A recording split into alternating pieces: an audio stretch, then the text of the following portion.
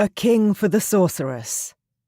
The Dragon Kings of Fire and Ice, Book 2, by Amelia Shaw. Narrated by Catherine Bilson. Chapter 1. Eric. I knelt with my head bowed, every word the elder spoke placing the weight of the world on my shoulders. Bravadik Aman, son of Sigmus, king of the Black Mountains, I anoint you and bestow upon you the kingdom and clan of your father. In your hands I place responsibility, duty, and power. May this crown grow into a symbol of your strength. May you rise to be the leader your blood right destines you to become. I suppressed the shudder that passed through me. I'd dreaded this moment since the day my mother told me the name of my true sire. He had been the last person in the kingdom I expected. The king. "Arise, King Bravadik," the elder said, startling me out of my reflections. I took a long, deep breath before pushing to my feet and turning to face the room full of courtiers and honoured guests, people who had travelled for the coronation ceremony of the new king. Me. Cheers and applause rang through the room. The guests were on their feet, shouting for me, praising me. They were all people I'd never seen before, people I didn't know. My mother was gone. She had died the past winter, having been ill for many years. Pain squeezed my chest at the thought of her, as though someone had reached inside my ribs and grasped hold of my heart. If I tried, I could picture her standing in the crowd, looking up at me, her eyes shining with devotion and love. She would have been so proud to see me take the throne. Despite the fact I never wanted it. I still didn't. Not the throne, nor the castle. And especially not the kingdom. Hordes of well-wishers surged forward to congratulate me, and despite my misgivings, I held my head high as I made my way down the stairs, clasping hands with the first man to step forward. "King Bravadik, it is an honour," the man said, smiling broadly. He had a kind, open face, and I couldn't help but smile back. I made my way through the crowd, greeting people here and there as they waved to me. Disappointment surged through me when I realised that my half-brother's queen wasn't here. Queen Marianne. 5 years ago, I laid eyes on her for the first time. The first and the last. The crowds before me parted, and a man emerged. With one look, I straightened my spine and lifted my chin to look him in the eye. All of my dragon-shifter kinsmen were tall and broad, but there was no mistaking this man for a mere courtier. "Your Highness," I said, bowing my head, at least until the man's laugh rolled through his chest, coming out deep and loud. "You're a king now. You bow to no one." I raised my head. It would take time to get used to the fact that I was now a leader.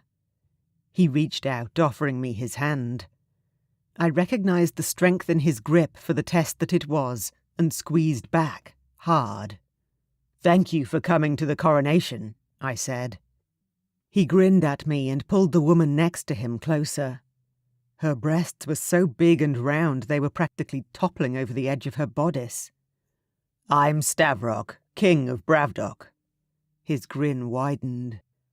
"And this is my wife, Queen Lucy." "Lucy," I said, repeating the strange name. She smiled, and her whole face lit up. "I'm not from around here." My gaze slid back to Stavrok, and I raised an eyebrow in question. "I stole her." Stavrok grinned mischievously. "Out of the local village." "The local human village?" I was shocked by how casual they sounded. "Yes," he said, puffing out his chest.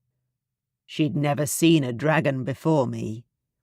Lucy rolled her eyes, her expression fond. "It's very nice to meet you, Bravadik." I scowled at the sound of my formal name. "My friends call me Eric." Stavrok lifted his chin. A smirk tugged at his lips. "You have some of your father in you." I took a step closer. "You knew him?" Stavrock nodded. "Very well. Come to our castle for dinner one evening and we will discuss it at length. I've got plenty of old stories if you wish to hear them." "I would appreciate that," I said, my voice rough with emotion. "Thank you." "Come tomorrow night," Lucy said. "Bring Marianne with you. It has been too long since we've seen Mari. How is she?" I made some low sound deep in the back of my throat, and for some reason my dragon surged within my chest. The mood shifted. Stavrock grabbed his wife and shoved her behind him, all the while rumbling out a growl that made my hackles rise and every muscle in my body clench to keep from shifting then and there. What the hell? My dragon was ferocious, sure, but my control was better than this. "Get yourself together, or you're going to force me to shift," Stavrock hissed through gritted teeth. I caught a glimpse of his dragon in the way his nostrils flared, and the fire that burned in the depths of his gaze, and fought my own dragon's need to rise. I clenched my fists until the knuckles whitened, trying to regain control. Stavrock summoned a nearby male servant who snapped to attention. "A large glass of whiskey for King Bravadic. Now." The servant dashed away. I forced myself to keep breathing in deep, even inhales and exhales. Stavrock continued to hold Lucy back. The gorgeous little human fought against his arms, resolutely trying to peek around his barrel-like chest to get a look at me. When the servant reappeared with the glass and a bottle, I ignored the glass and drank straight from the bottle, down in gulps. The whiskey burned my throat, all the way to my gut. I swigged some more, and when that too reached my empty stomach, the need to shift finally began to subside. My vision cleared and my shifter relaxed, yawning and curling up to sleep inside me. Stupid thing. We're trying to make a good impression, and you almost started a fight with our neighbouring kingdom. My self-anger must have shown on my face, because the servant took a couple of steps back, like I was going to take a swing at him any moment. "Thank you," I said belatedly. The servant continued to stare at me with startled, wide eyes, not looking reassured in the slightest. "Please, just—" I clutched the now half-empty bottle and waved him off. "You should leave." I looked over at Stavrock, who allowed his little wife back around his huge body so that she could stare up at me with barely disguised curiosity. "Did I say something wrong?" Lucy asked, then bit her lip in the sweetest way. "I'm still not sure about all the customs. Forgive me if I offended you." I was too embarrassed to even look at her. "You did nothing wrong," I said stiffly, staring over her shoulder. Then I met Stavrock's gaze and inclined my head. "Thank you. That drink helped a lot." Stavrock reached out and squeezed my shoulder. "We need to have that dinner sooner rather than later. Come tomorrow night, with or without Mari. No arguments." "But—" Lucy began. Stavrock gripped her hand and shook his head.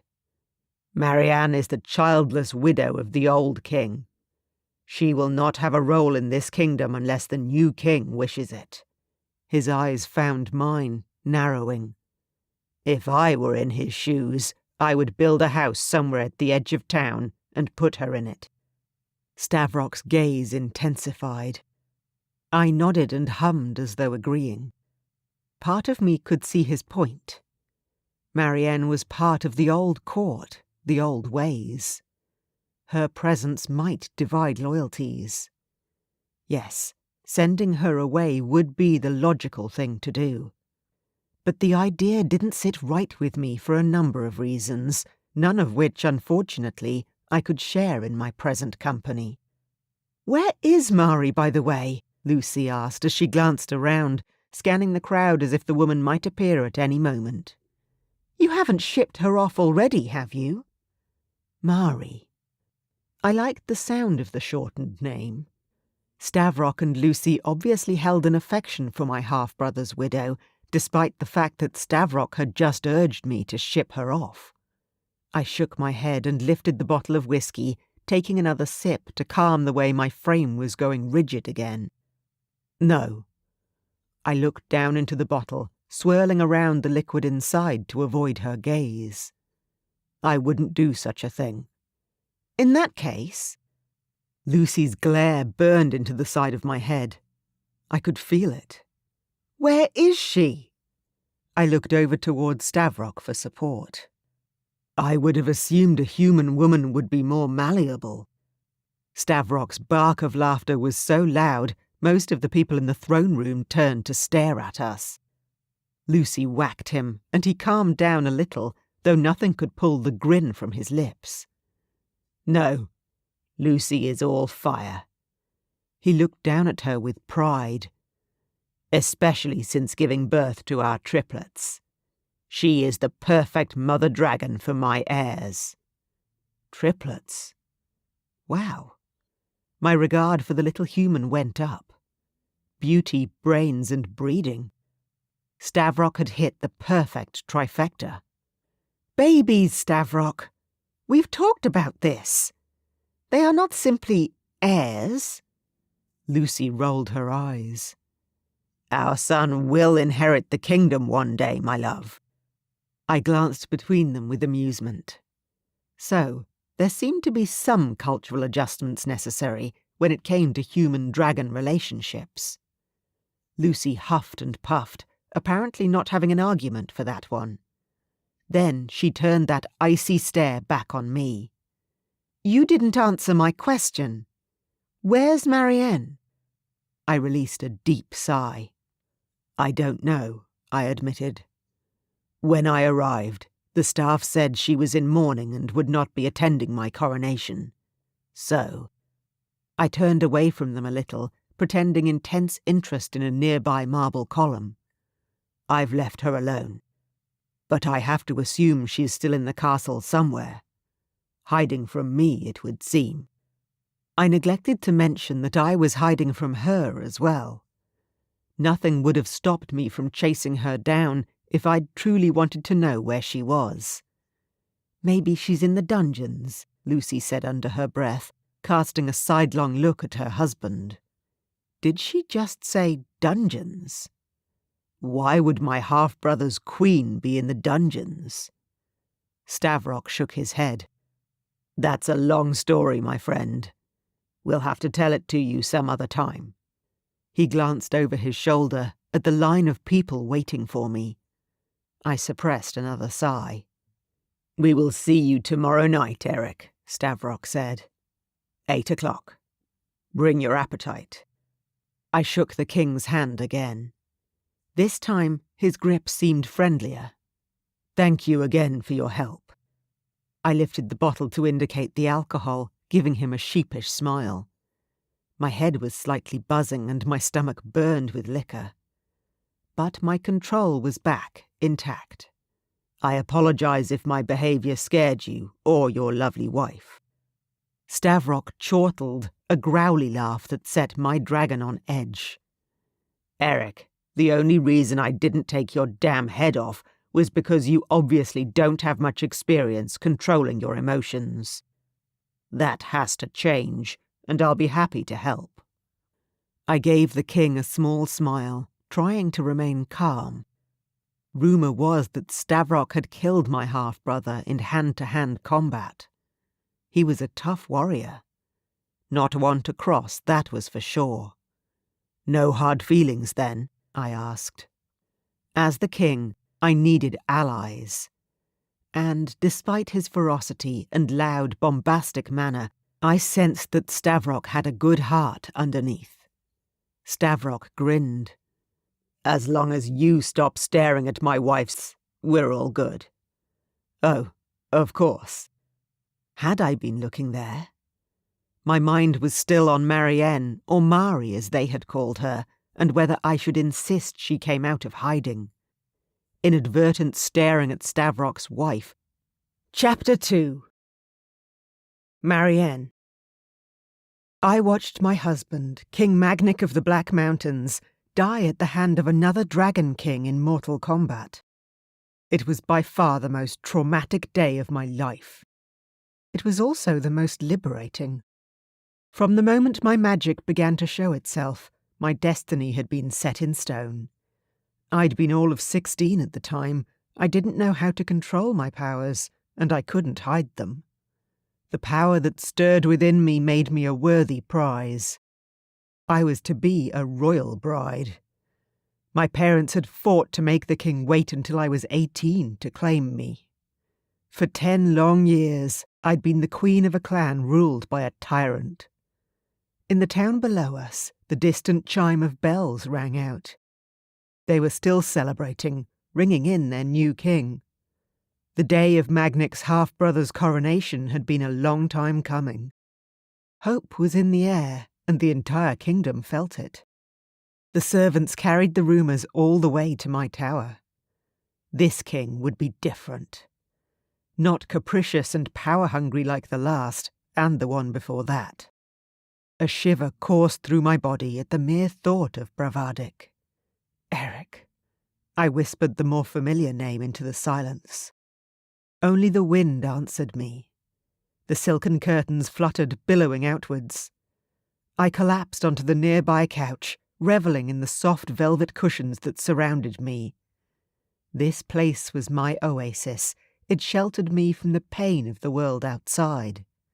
But I couldn't stay in here forever. Sooner or later, these walls would come crashing down, and reality would intrude. I had to be ready. I had to think. With a small sigh, I rose from the couch and paced around my room. It was a cosy space, full of books and plush decorations. Colourful rugs covered the floor, and a large lantern hung from the ceiling, casting the furniture with a warm glow. Magnic himself had told me of Bravadik many years ago.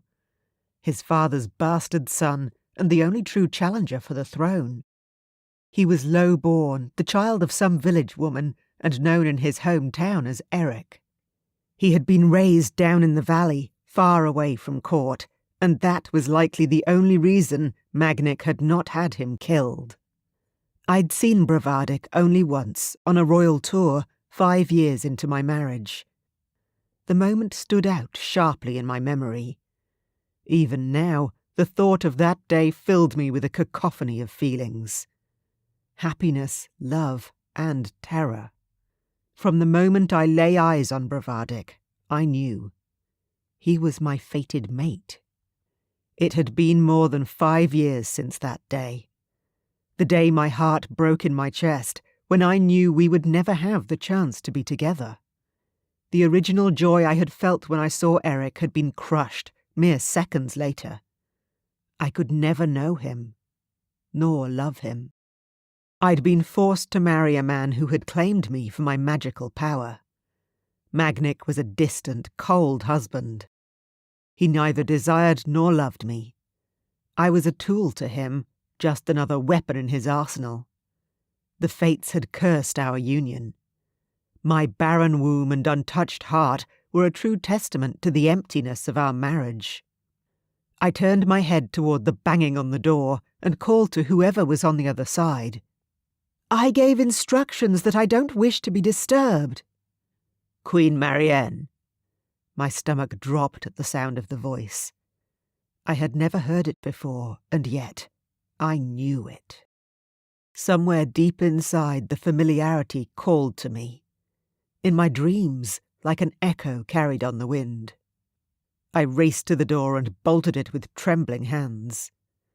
Then I pressed my forehead against the solid wood and took deep, steadying breaths. "I know you're in there." The voice was low and smooth. Cautious, but not unfriendly.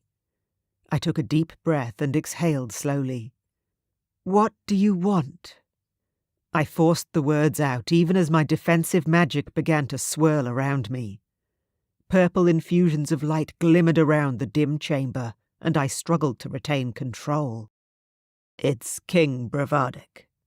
Even muffled through the thick wood, I could hear the discomfort when he announced himself. The title didn't exactly roll off his tongue. A reluctant smile tugged at my lips. What had become of the young man I'd seen in town all those years ago? What sort of man was he now?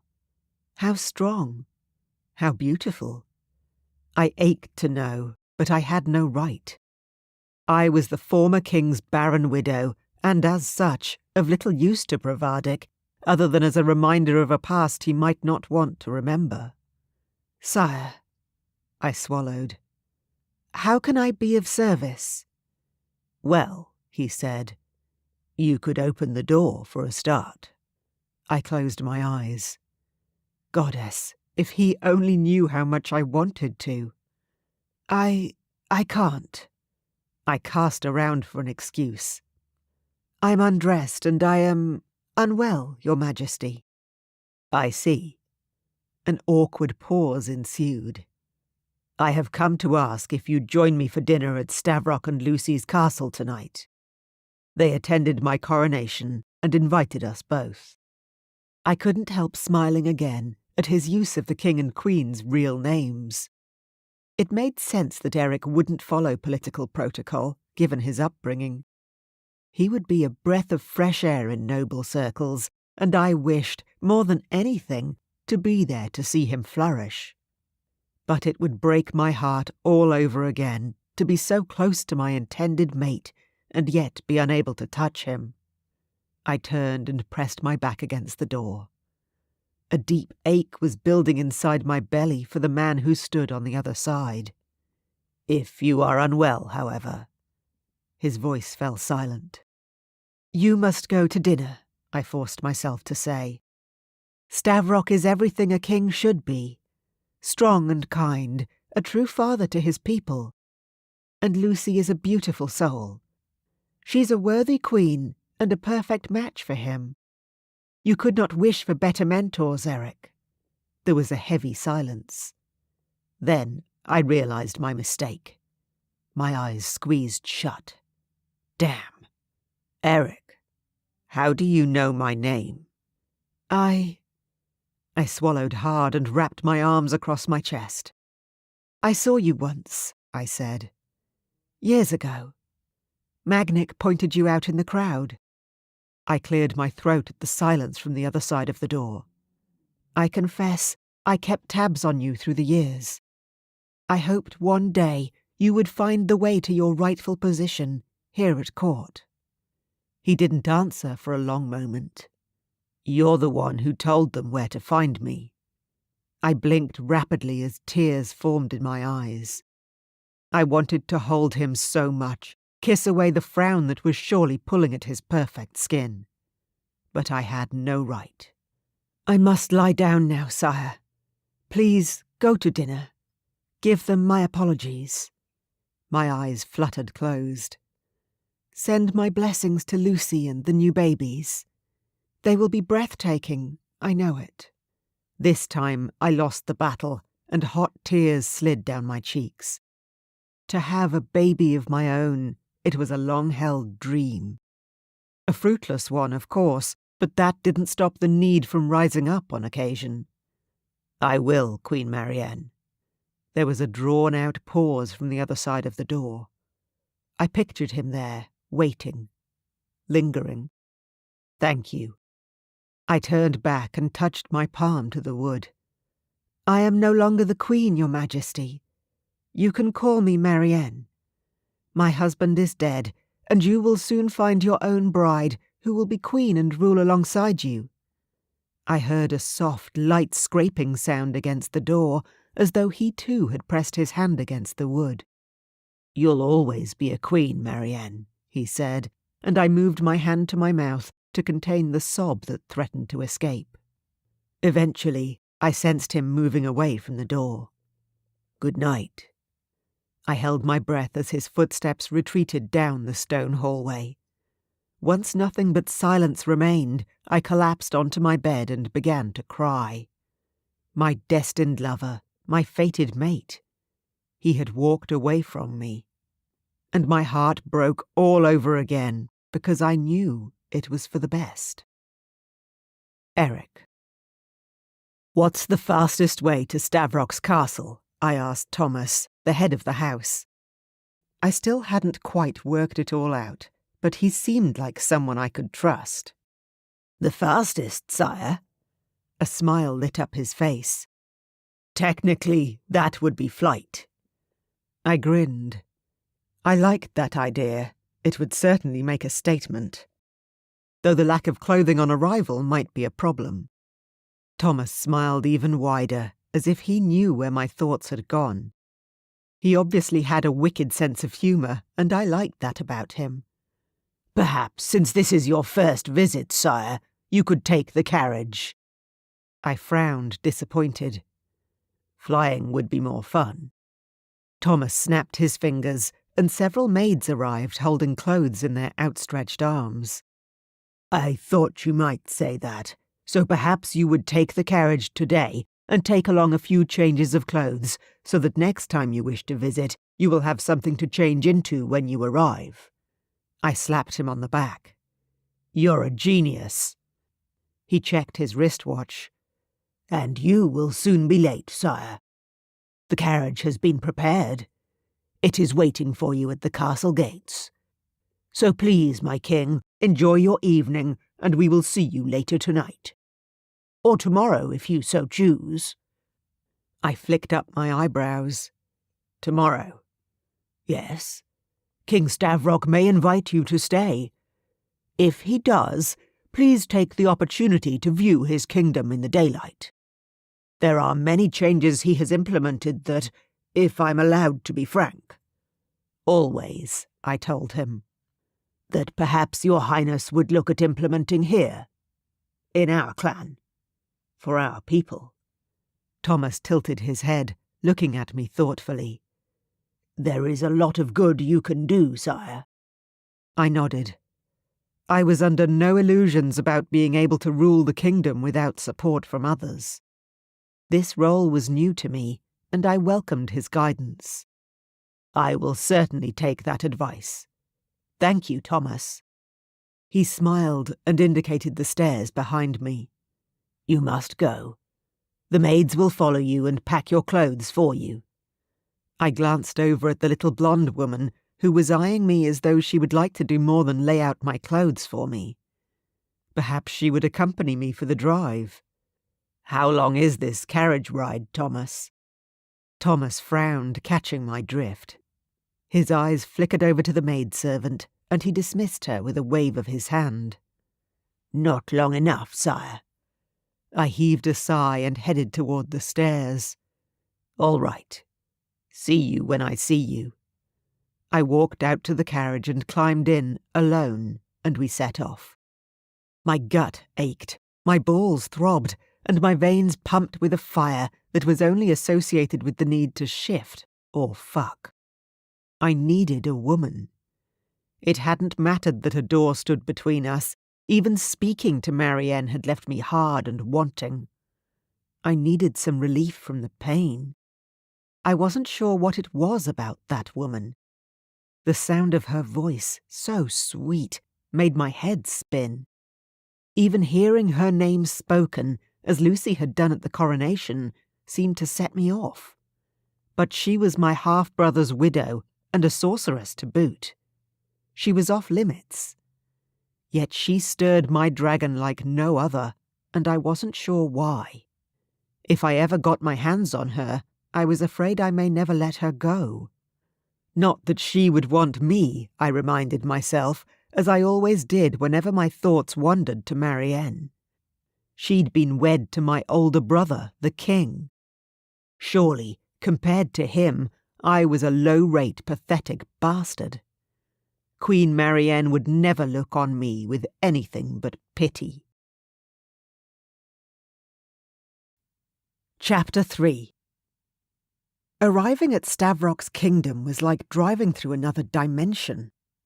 The streets were clean, the houses were all brightly lit, and smoke billowed from the chimneys.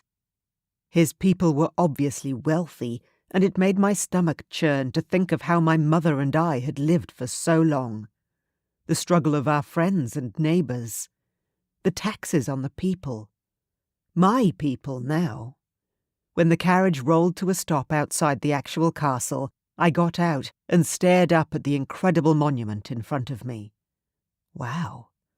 The idea that I was invited as a guest to such a place still felt like a dream.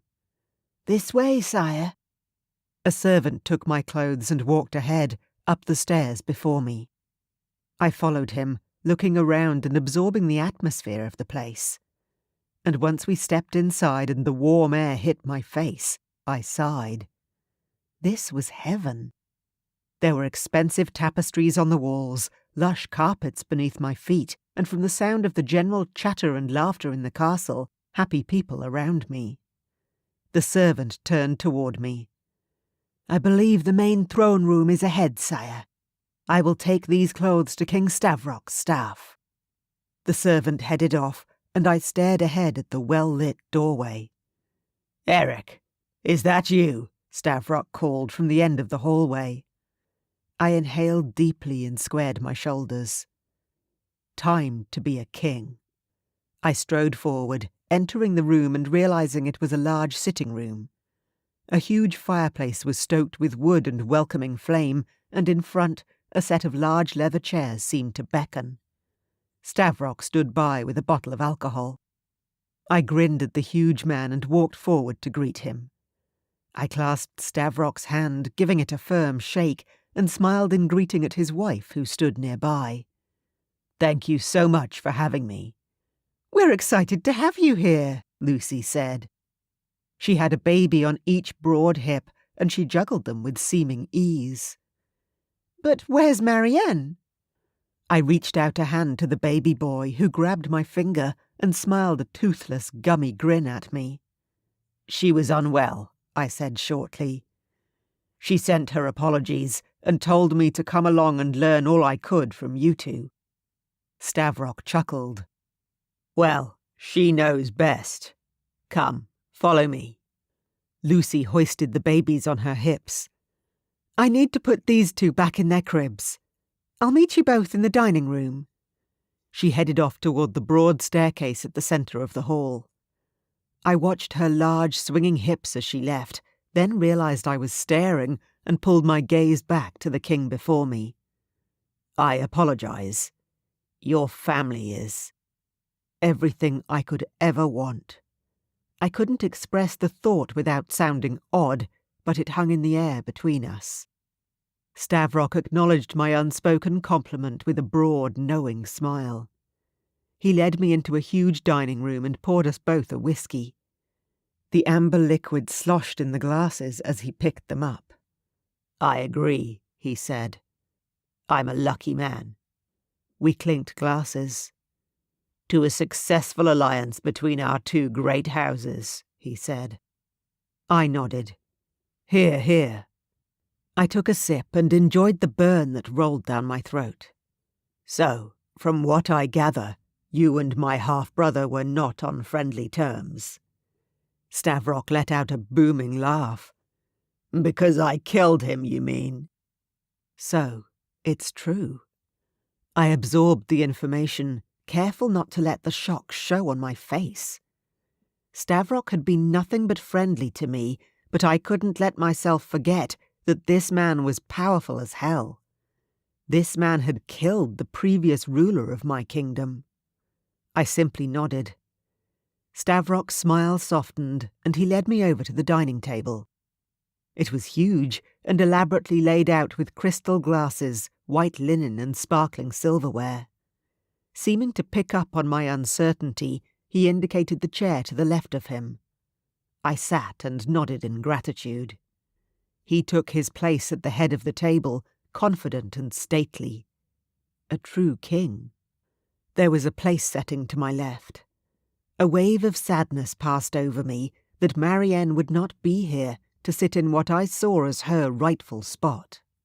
"Magnic wanted more than he had," Stavrock said. I put aside my bleak thoughts about Marianne and refocused. "Always. He craved power, wealth, and domination over the other dragon kingdoms. When he saw a way to force me to hand over my lands and the mining rights that come with them, he took it. What did he do? I asked. He kidnapped Lucy. My mouth dropped open. Excuse me? I placed my drink on the pristine white tablecloth so that I didn't spill it everywhere. He what? He kidnapped me, held me in the dungeon, and threatened to kill me if Stavrock didn't agree to his ransom conditions, Lucy said, as she walked back into the room. Her tone was surprisingly breezy, given the horror of her tale. I wondered if all humans were this nonchalant, or if this one was unusual in that regard. She sat down on the right side of her husband and laid a hand over his. "Are our babes sleeping?" he asked her, in a gentle tone that I was surprised to hear from such a strong man. She nodded, smiling. "Like little angels." Then she turned her gaze back on me just as I lifted my drink to my lips. "So, Eric, I assume you have a temper." She smirked at Stavrock. "It seems to be a feature in the bloodline of Dragon Kings." I choked on the whiskey, which shot up my nose and out of my mouth, making a general mess of everything around me. Servants hurried over from every corner to clean up the spill, handing me napkin after napkin.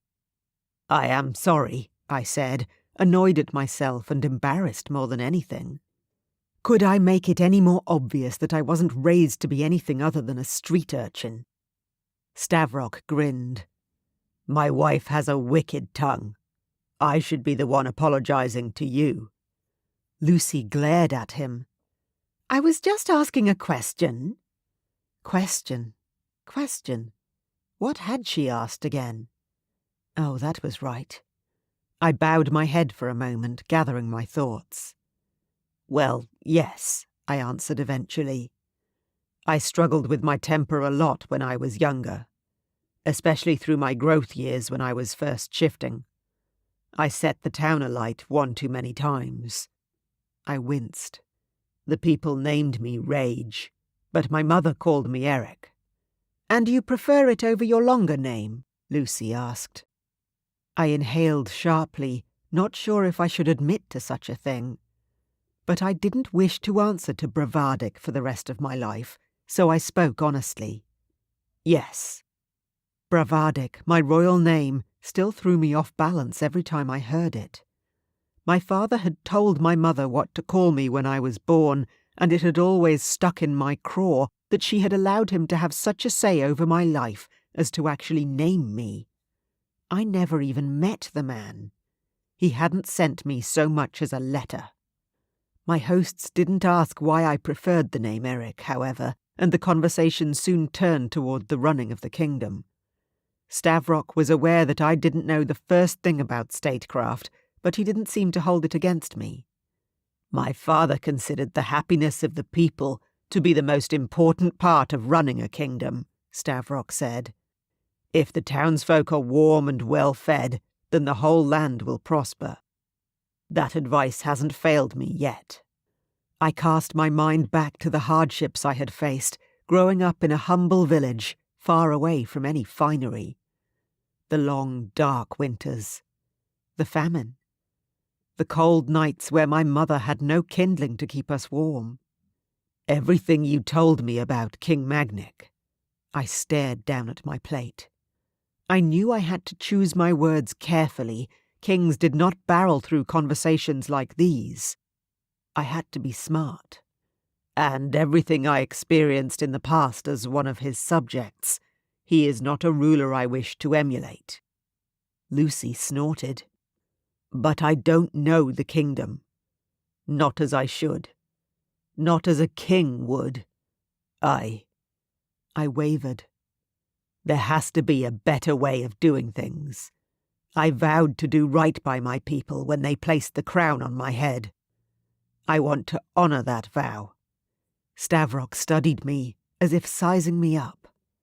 I looked back, not breaking eye contact.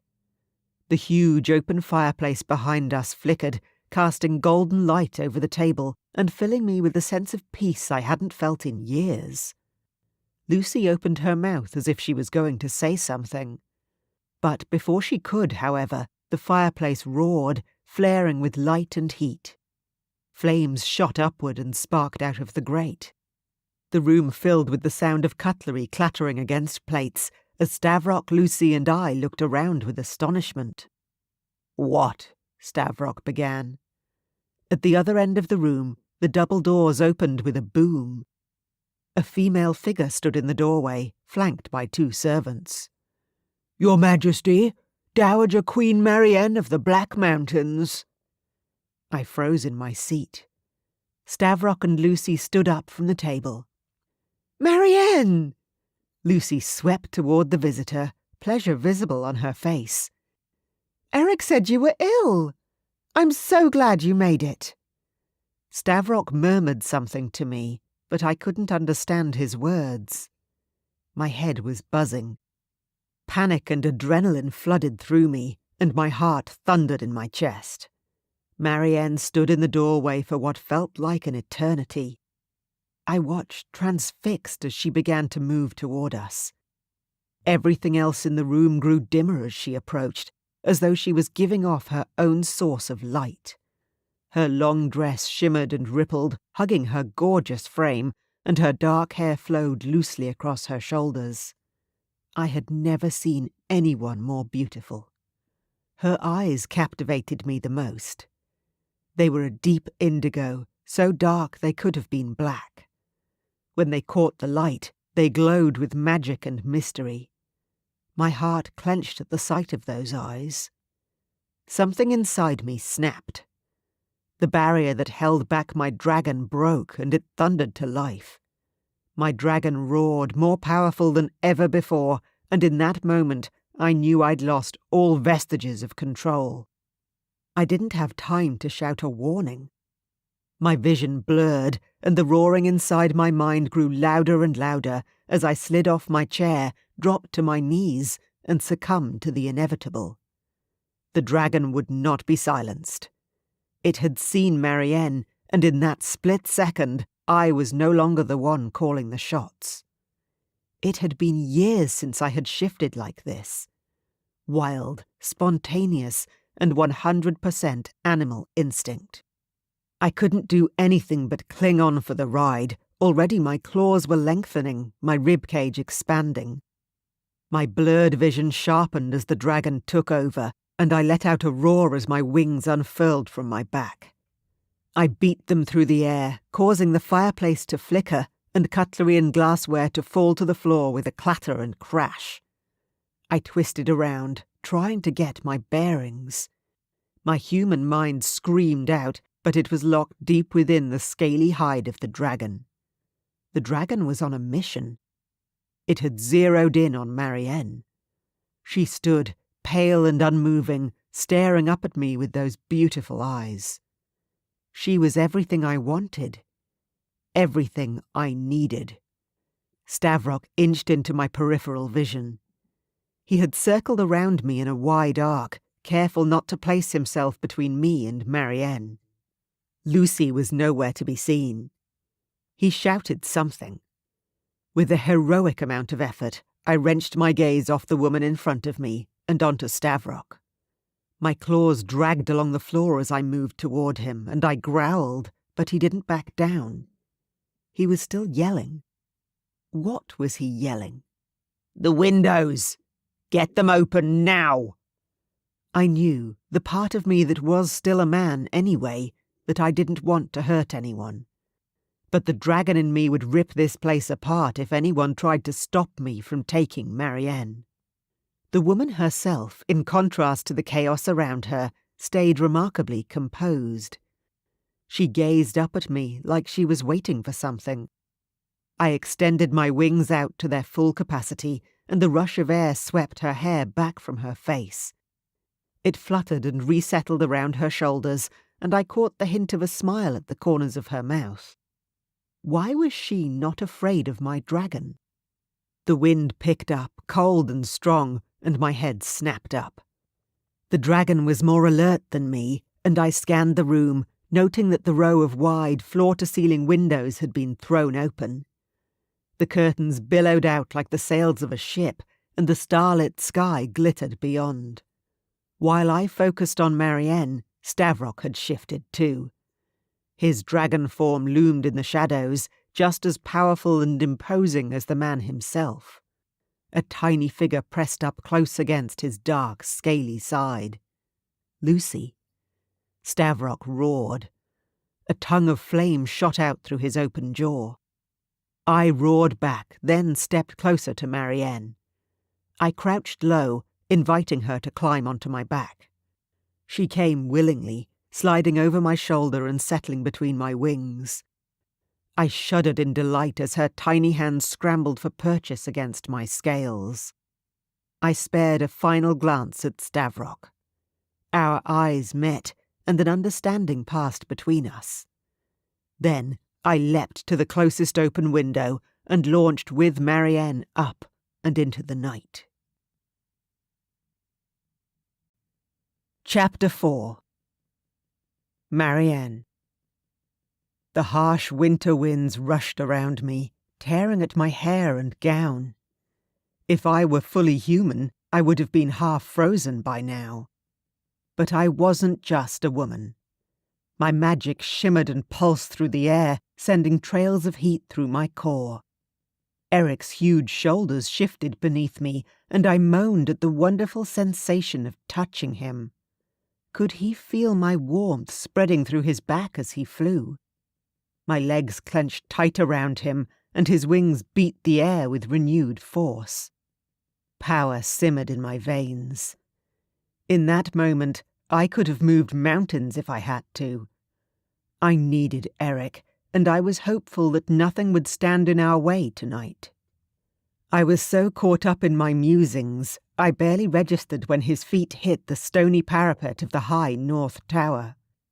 I let out a breathless laugh when his wings brushed against my back, preventing me from falling off during the abrupt landing. Such a gentleman.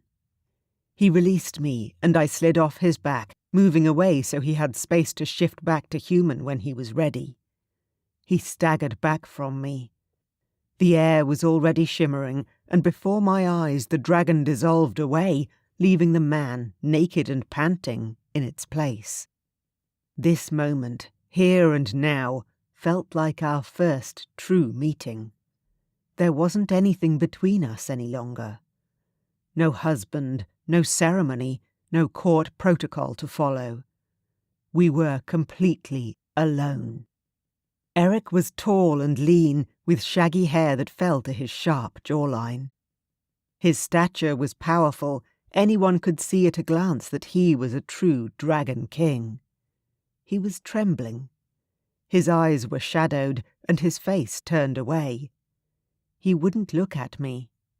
Was he afraid? Had he felt my magic as we were flying back to the castle? A shock wave of pain seared through my chest at the possibility of his rejection. Did he think I would hurt him? I reached out a hand toward him, and he flinched. "Don't," he said, his voice low and gravelly. The words shot right to my core, and warmth spread through my belly, even as a sob caught in my throat. He didn't want my touch. Slowly, I retracted my hand. We stood on the castle rooftop, at a stalemate. Neither of us moved. I was pretty sure neither of us breathed. Then his gaze slid to meet mine, just for a second, before darting away. Oh. He wasn't trembling out of fear. He was holding himself back. I could see it now, the tightness in his strong frame. The way the muscles bunched together in his forearms as he squeezed his hands into white-knuckled fists.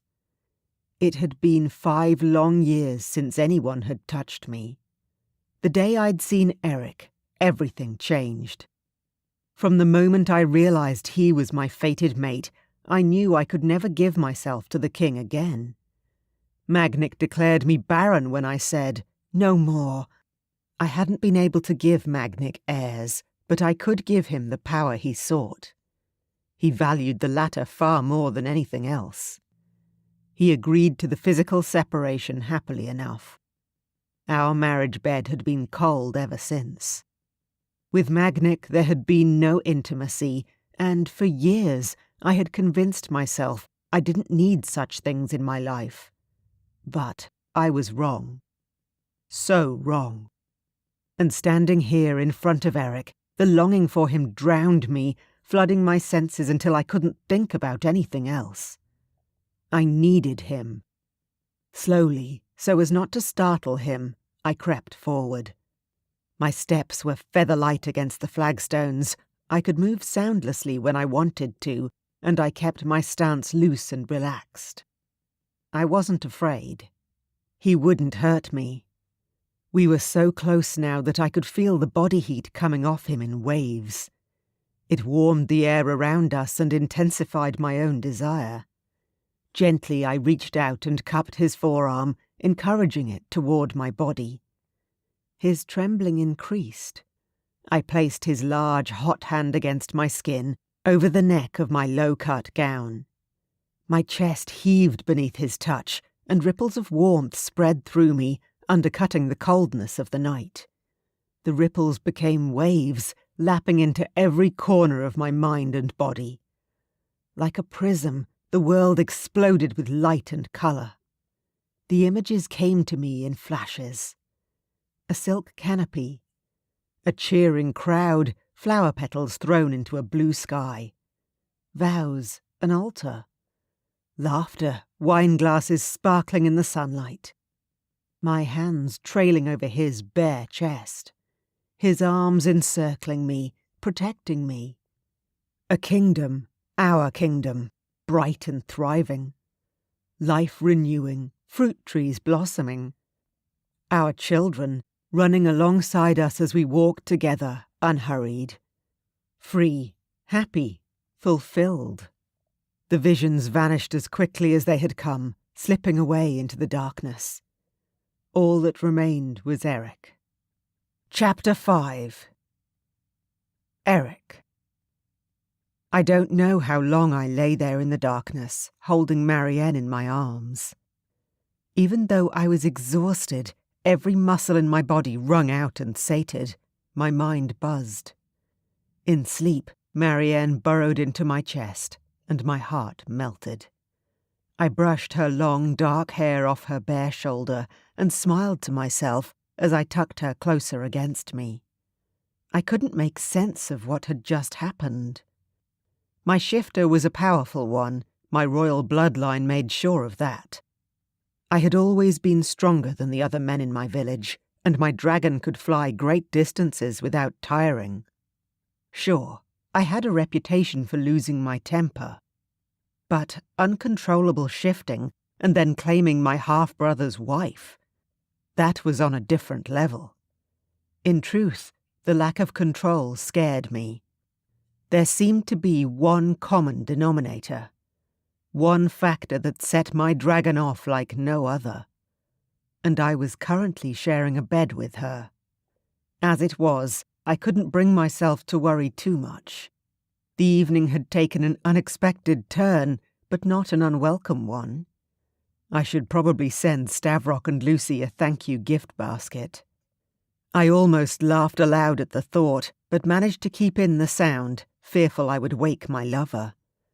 I ran a hand over Marianne's soft hair and drifted into sleep. Marianne. My eyes, still blurry with sleep, took a couple of seconds to adjust when I opened them. Unless I was mistaken, I was in King Eric's bedchamber. The room was large and beautiful, and through an archway I spied a small sitting area with a vista through the window that overlooked the snowy mountains. The silk canopy over the bed exactly matched the one I had seen in my vision. These rooms at the top of the North Tower had stood empty for years. Magnic and I had never slept here. He preferred to sleep nearer the heart of the castle, where the bank vaults lay filled with gold coins and other treasures. My old rooms in the East Tower had been at the other end of the castle from Magnic. As far away from him as possible. Eric didn't know about any of that. To him, these rooms likely meant nothing. They were simply the king's rooms, prepared for him as befitted the man who currently sat upon the throne.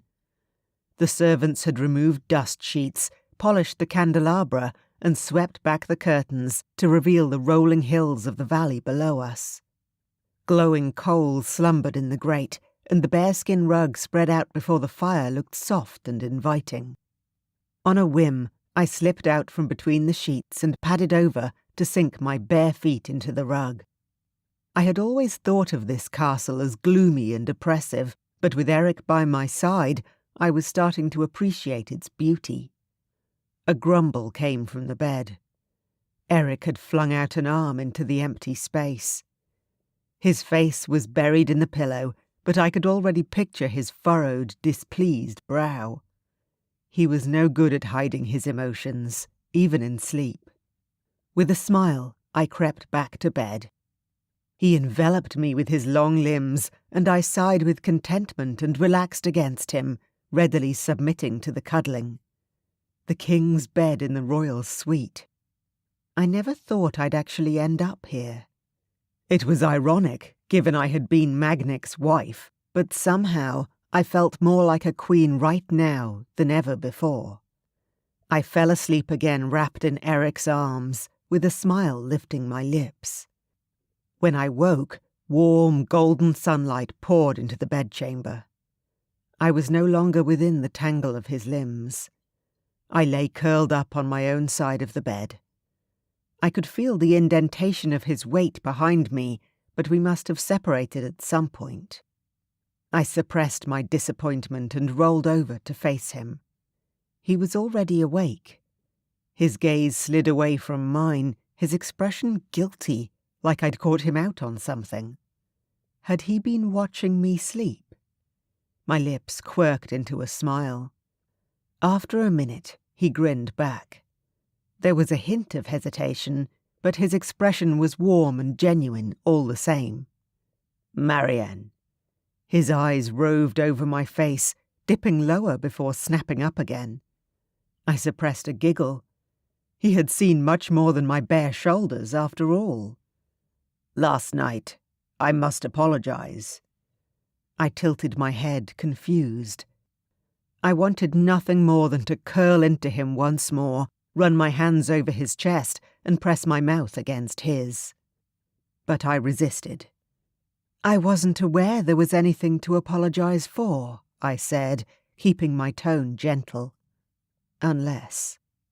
The room was still toasty warm, but a shiver ran up my spine. Did you not wish to have me, sire? No. My mouth dropped open, and I met his gaze with wide eyes. He didn't want me. I didn't know what to say, but he shook his head. I mean, yes. I did, Marianne. He swallowed. I do. Relief and pleasure thrummed through me. Then, sire... Please, he interrupted. Don't call me that. You're my king, I said carefully. I will do as you wish, of course. Somehow he looked even more miserable. My heart sank. I wanted him, and he clearly wanted me. So why did the space between us in this bed feel as though a chasm lay between us? Marianne, I just meant, call me Eric. Please. He reached out to lay a hand over mine. The touch was sweet and simple, a mile away from everything that had occurred last night. I stared down at the bedsheets. His fingers over mine were light, as though he was afraid I might throw him off any second. He had big hands, and my smooth, pale fingers fluttered under his roughened palm. Then the visions came. It happened without warning. Usually I got a couple of seconds to prepare before a premonition took over, but this one hit me like a sledgehammer, pulling me under, drowning me in its intensity. I gasped before reality ripped away from me, and I was flung out into the darkness. The world reformed, solidified. I found myself outside, on my knees, looking up at the castle. The sky overhead was black, but the castle was brighter than I had ever seen. Every turret, every window, everything burned. Hot tongues of flame shot into the sky, lighting up the night, and thick clouds of acrid smoke filled the air. I choked, coughing. I couldn't speak. My throat was raw from screaming. All I knew was heat and destruction. The castle melted away. I was in a busy street. A town marketplace. I recognized it with a jolt. This was the village where I first saw Eric. That day had been bright. The sky was blue, the trees laden with apple blossom, and the crowds cheered for their new young queen. Me. This time, however, the sky thundered overhead. People ran screaming past me. I skittered backwards, but they didn't notice. I was a ghost, powerless to help them or to stop it. Death hung in the air. It was then that I realized the flashes in the sky weren't lightning, but dragonfire. The image changed again. I was back in the castle, on the rooftop. I knelt, cradling a man in my arms. Eric gazed up at me. Despite the blood and dirt that covered his face, he looked peaceful, serene even. A smattering of raindrops fell against his cheek. It took me a second to realize that they weren't raindrops. They were tears. Mine. He reached up and touched my cheek. The motion clearly hurt him, and with horror I saw the wound in his chest. Beyond healing, even with magic. "Eric," I whispered, stricken. He just smiled. His face was close to mine, and I bent so I could catch his soft words. "Our baby," he breathed. "Get as far away from here as you can." My breath hitched on a sob, and the vision melted away. I tumbled through darkness for what felt like forever, until I registered arms around me. Strong, solid, and real. "Marianne!"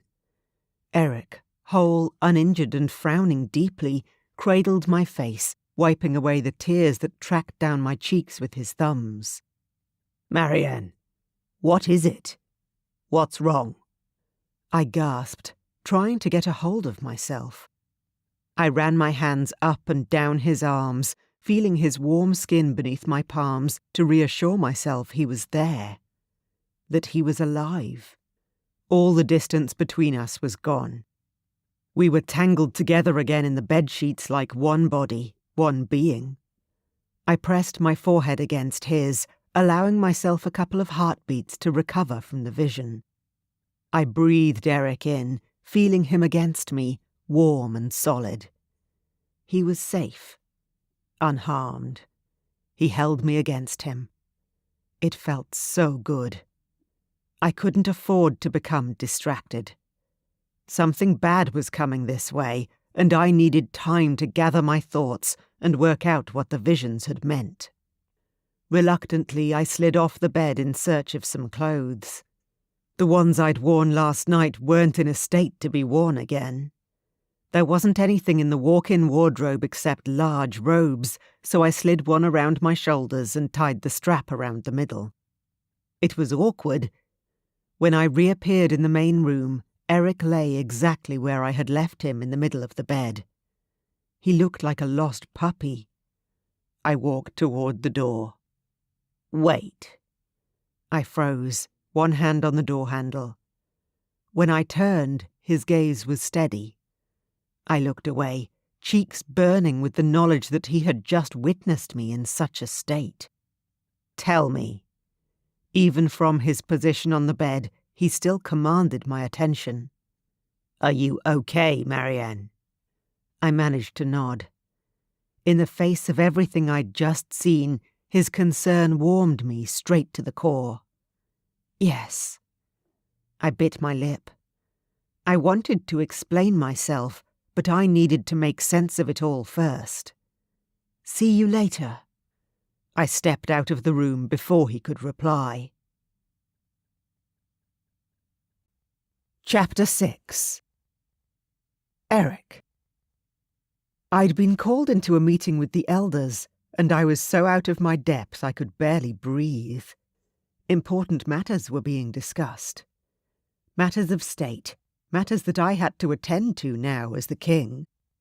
I couldn't concentrate on any of it for a single stupid reason.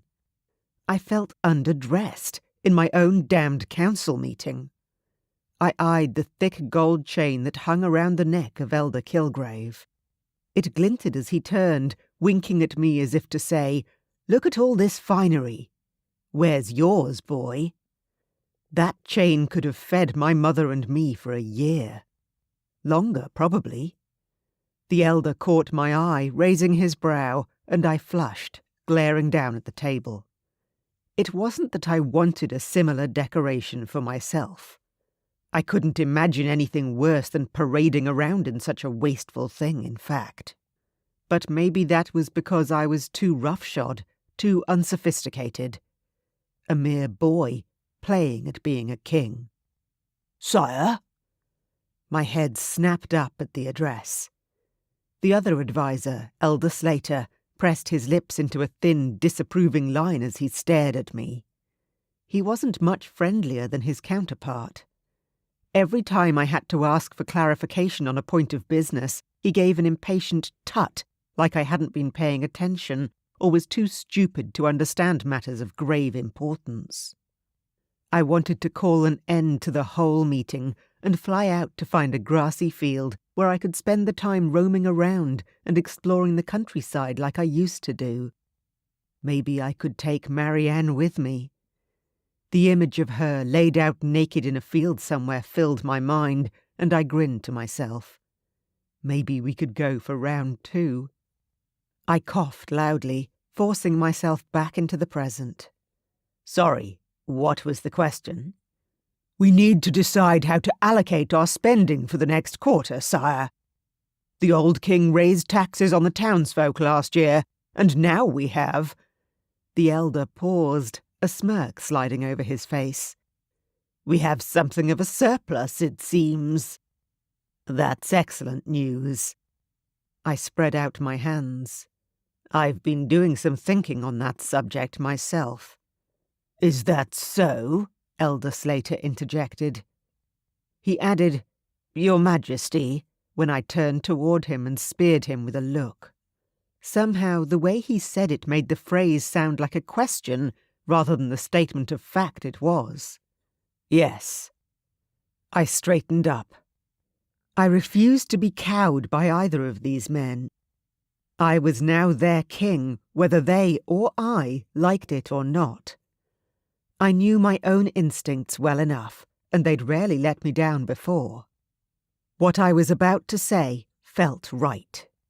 "I want to issue a decree," I announced. "Our people shall have free heating and water and electricity. All of the costs will be covered by the crown." "But, sire—" I held up a hand, interrupting Elder Slater.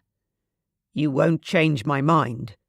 I've spoken to Stavrock about this," I continued, ignoring the matching glowers I received from both of the elders. "I don't see why the system that works so well for his kingdom can't also work for ours." Elder Kilgrave clutched a hand over his heavy chain, like I was about to rip it off his neck at any moment and hand it over to the poor. "Your Majesty, those funds are needed for castle upkeep." He pursed his mouth. "Not the trivial plight of the common folk." I refrained from pointing out that, until very recently, I had been one of the common folk of whom he spoke with such disdain. A single pointed glance around the high-ceilinged chamber told me the whole story. The grand fireplace, the gilt mirrors, the sparkling gilded ceiling. This was where the money was spent. On excessive luxuries that were not necessary, nor had any function. Perhaps I should consider taking that necklace of his and using it to feed the hungry. I can't see any urgent repairs that need doing. I tilted my head and narrowed my eyes, daring them to disagree. Please, feel free to point out anything I might have missed. What Elder Kilgrave means, sire, Elder Slater began, rolling up the documents spread out over the table in front of us, is that the royal funds are a serious matter. Frivolous spending such as this, it would not be a good start to your reign. Please trust that we are trying to help you. The way he said it left no room for debate. He spoke as though I were an ignorant child who needed to be taught a lesson instead of a full-grown man. Their leader. I clenched my jaw, tight. The room, so cosy and elegant only moments before, felt stuffy and restrictive. The walls pressed in on me, and a wave of crushing claustrophobia sent me reeling. It wasn't in my nature to back away from a fight, but I couldn't let my temper rise. Now that I was king, I needed to wield far more control over my emotions than I ever had before. This was a battle I didn't know how to win. This wasn't some bar fight. This was politics. I didn't have the right weapons, and the rulebook was a total mystery to me. I was forced to retreat. My heart pounding, I yanked open the door and left the council chamber before they could patronize me further, and before my rage could fully ignite. I was totally out of my depth. I may have forestalled my temper for today, but what about tomorrow? Or the next day? Or next week? What did I know about statecraft? Or leadership? I was playing pretend, a dragon king in name only. It was merely a matter of time before everyone in the whole kingdom would come to realize it. Marianne. I spent the better part of the morning walking around my suite in the East Tower out of sheer force of habit. I knew every nook and cranny, every pile of books, every cushion and candle. This was my domain, my sanctuary. Nobody was allowed inside without my express permission. When Magnic had been alive, I wasn't queen of much. But this space, right here in the tower, this was my tiny little kingdom. My small tower room where I worked my magic far away from the prying eyes of the court. Now I knew what I needed to do. I steeled my nerves and set about pulling various herbs off the shelves and rifling through my library until I found the small leather-bound volume I sought right at the top of one of my bookshelves. In silver letters the title read, Psychic Projection. I carried the book over to my desk, laid it carefully next to the small bowl I used for spell work, and leafed through the pages. Projection was not a field of magic in which I had much experience. There were other sorcerers in the realm who specialized in the art of traveling to far-off places in their mind's eye, all while remaining physically safe inside their own territory. Magnic had tried to force me to learn the art on more than one occasion, so I could spy on neighbouring kingdoms for him, but I had never mastered it. Now that he was dead, I could admit the truth to myself. I'd never really wanted to master it. Not for him. I'd always wanted to help people with my magic, not spy on them.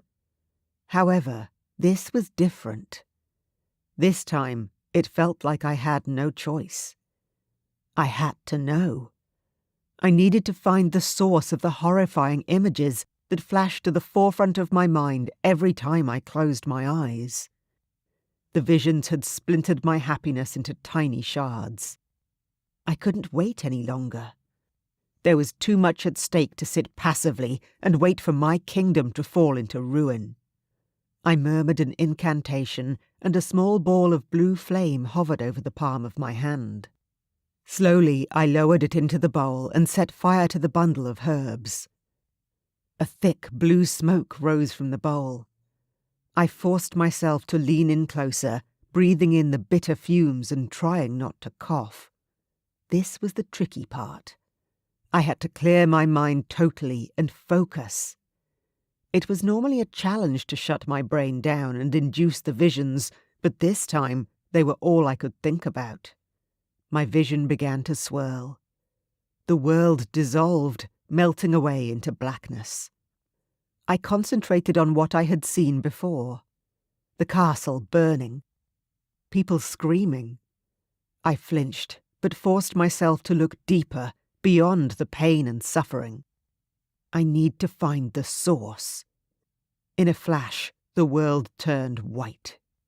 I gasped in shock as phantom snow drifted against my face, settling on my cheeks and eyelashes. Cold air raked my skin, and I whirled, trying to get my bearings in the frozen Iceland. A castle loomed through the blizzard, with towering turrets and a heavy iron drawbridge, built to withstand 1,000 winters. Shock sent me reeling as I perceived the truth. Damon. The Loner King. The Dragon of Winter. He had many names. In truth, I knew more of those than I had memories of seeing him in person. He rarely ventured south. He preferred to stay in his icy domain, and usually stayed out of the politics and petty rivalries of the other kingdoms. His people occasionally travelled south to trade. They were a distinctive sight, wearing thick, heavy furs draped across their shoulders, adding bulk and wildness to their broad, solid frames. Their rough-hewn weapons always looked as if they had seen their fair share of use. Even Damon's shifters were unique.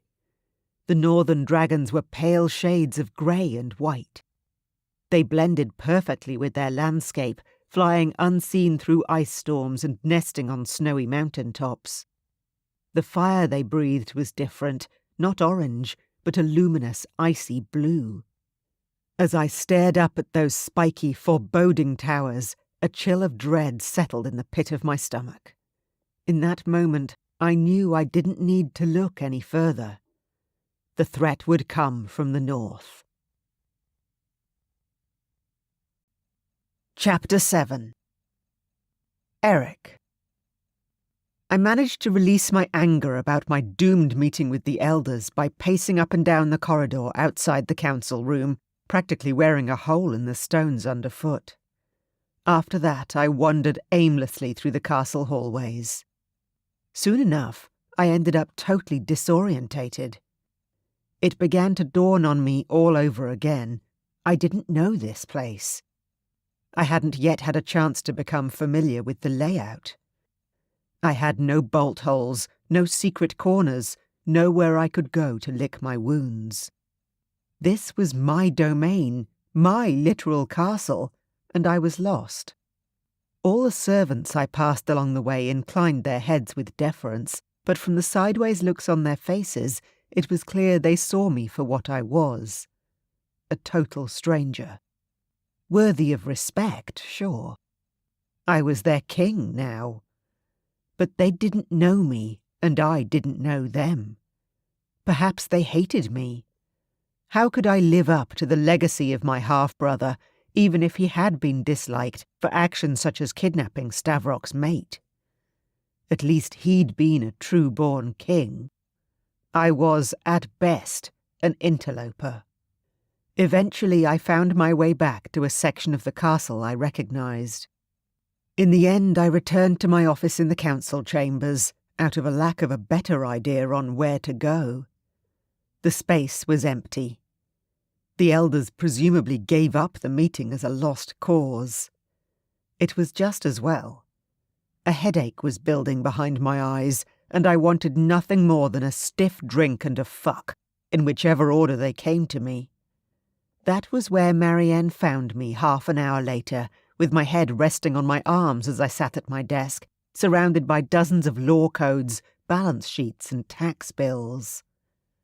I must have been a pathetic sight. There was a tentative touch on my shoulder, and I knew instantly it was her. I tried not to sink into her touch, though her hand was as light as a feather, and strangely comforting. When I lifted my head, there was nothing of the fiery temptress who had shared my bed last night. In the mid-morning light, she was wan and frail, flitting around the side of the desk like a butterfly, and settling into the unoccupied chair. She truly is like no woman I've ever met. And yet, there was something off about her today. She wasn't meeting my eyes. Something had happened earlier, while we were in bed. Something that had shaken her to the core. She had rushed off without explaining, and instinct had told me not to stop her, but I sensed I was about to find out what had occurred.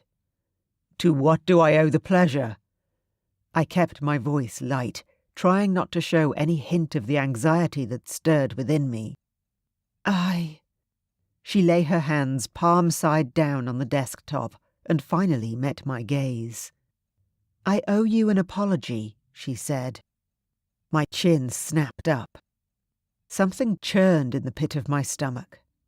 Does she regret what happened between us? I raised an eyebrow. For what? For rushing off like that after. She bit her lip, looking embarrassed. I forced myself not to stare at the way she caught her full lower lip between her teeth. Oh. It was my turn to feel uncomfortable. There's no need to apologize, Marianne. You were under no obligation to stay. She seemed disappointed to hear that. My confusion grew by the second. Wait, is that why you're here? I asked. Simply to apologize. She sighed. No, not entirely. I could sense that she was stalling, but I couldn't guess why. I raised my eyebrows, waiting. You know that I have magic. The words rushed out of her so fast I almost didn't catch them. Of course. She flushed, tucking a long strand of hair behind her ear. So, I'm a sorceress. That's why Magnic chose me to become his queen. Because he wanted access to my magic. For himself. At the mention of the previous king, my stomach sank. Why do you ask? Sometimes She swallowed. Sometimes I have visions. And when we were together this morning, her eyes darted away again. I saw something, Eric. A vision. That's what happened.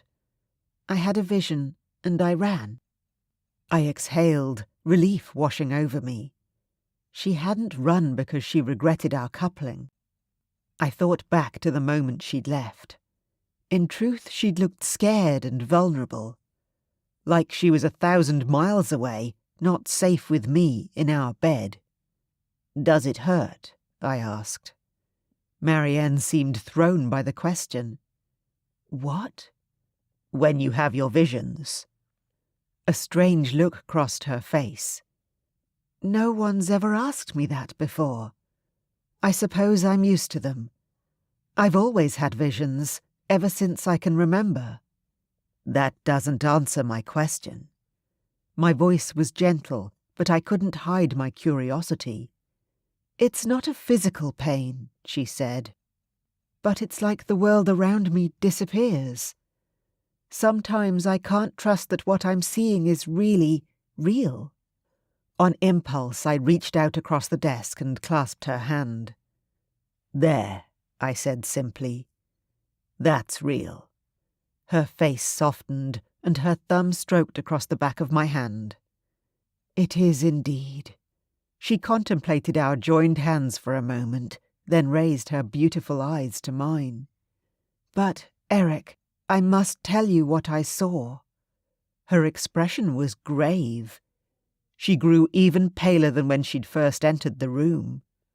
I came to warn you. I frowned. Of what? Something's coming. A darkness. She broke off, her eyes wide and distressed.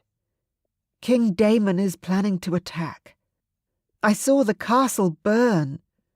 Our people, dead in the streets. I watched you die in my arms, Eric. A tear fell down her cheek, glinting silver in the sunlight. I stared at the open book in front of me without really seeing it. She saw me die. My gaze drifted to our joined hands. In your vision, we were together. Warmth bloomed in my chest when I said the words out loud. They felt right. Marianne and me. Together. Her eyes slid away from me. Gently she disentangled her fingers from mine and withdrew, leaving me oddly bereft. Yes. Those lovely eyes refused to meet mine. My surprise hung in the air between us. Surely you've already noticed, she said. You must feel it. My heart hammered in my chest. She sounded resigned, regretful. Noticed what? I tried to hold back the harsh tone, but I was getting frustrated. Feel what? Our connection. Finally, she looked up. Of course I have.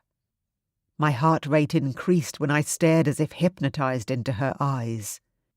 They swirled and shimmered like depthless pools. The bond between us.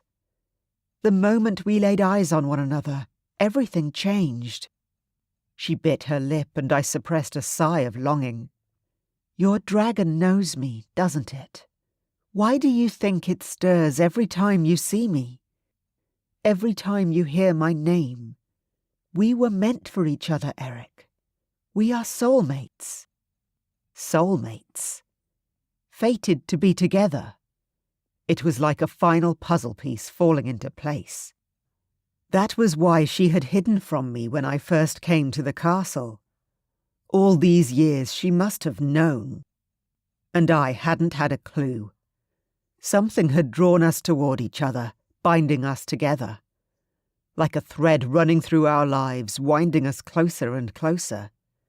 Right from the moment we'd seen each other, all those years ago. My mind was blank with shock. Soulmates. Fated mates. You knew about this, I whispered. The whole time.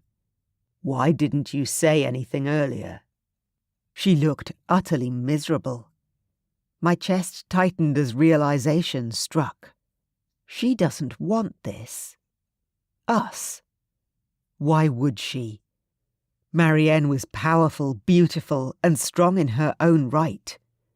Anyone who laid eyes on her could see that she was in a different league to me. Apparently, the fates had shackled her to me, a low-born lout who was only here by sheer dumb luck. It's complicated, she said. Last night. My skin prickled as I remembered the way I had held her in my arms. The passion, the lust, the inescapable desire. It was all due to the fated mate bond. My chair scraped back from the desk as I stood. My movements were abrupt and jerky. It took a second for me to realize I was shaking with anger. You don't have to explain yourself to me, I said, turning away. I understand now. She didn't want me, but had no choice except to follow fate's design. The magic had forced her into it. Was that the problem? I didn't want to see the disgust in her expression. Or worse, the pity. It wasn't my choice, Eric. Her voice was closer now, and when I turned my head, she stood right in front of me. Neither of us have a choice in this. I'm sorry. Her eyes flashed with repressed emotion. I ached to pull her against me with every fibre of my being, but I resisted. I couldn't bear to face her inevitable rejection. Our bond was inescapable, inevitable. I was still reeling from the truth, but I couldn't deny it. We were bonded. Worst of all, some part of me had already known ever since that first day when we were worlds apart. When she hung on the arm of King Magnic, her husband, radiant in the sunlight, waving out at the cheering crowds. I closed my eyes. It seems that the fates have a sick sense of humour, I said. Shackling you to your husband's low-born half-brother. You wanted the king, and you got the bastard. As soon as I uttered the words, I regretted them. I knew I was being unfair. Marianne had already told me Magnic had chosen her, not the other way around. How could anyone say no to a king? But pain made me harsh. The barbs that had twisted themselves into my heart tightened as her eyes filled with tears. Since you arrived in the castle, I wondered about you. Who you were, what kind of man you have become since that day I saw you in the street. Her strong tone belied the tears that spilled over, tracking down her flushed cheeks. I think I finally have my answer.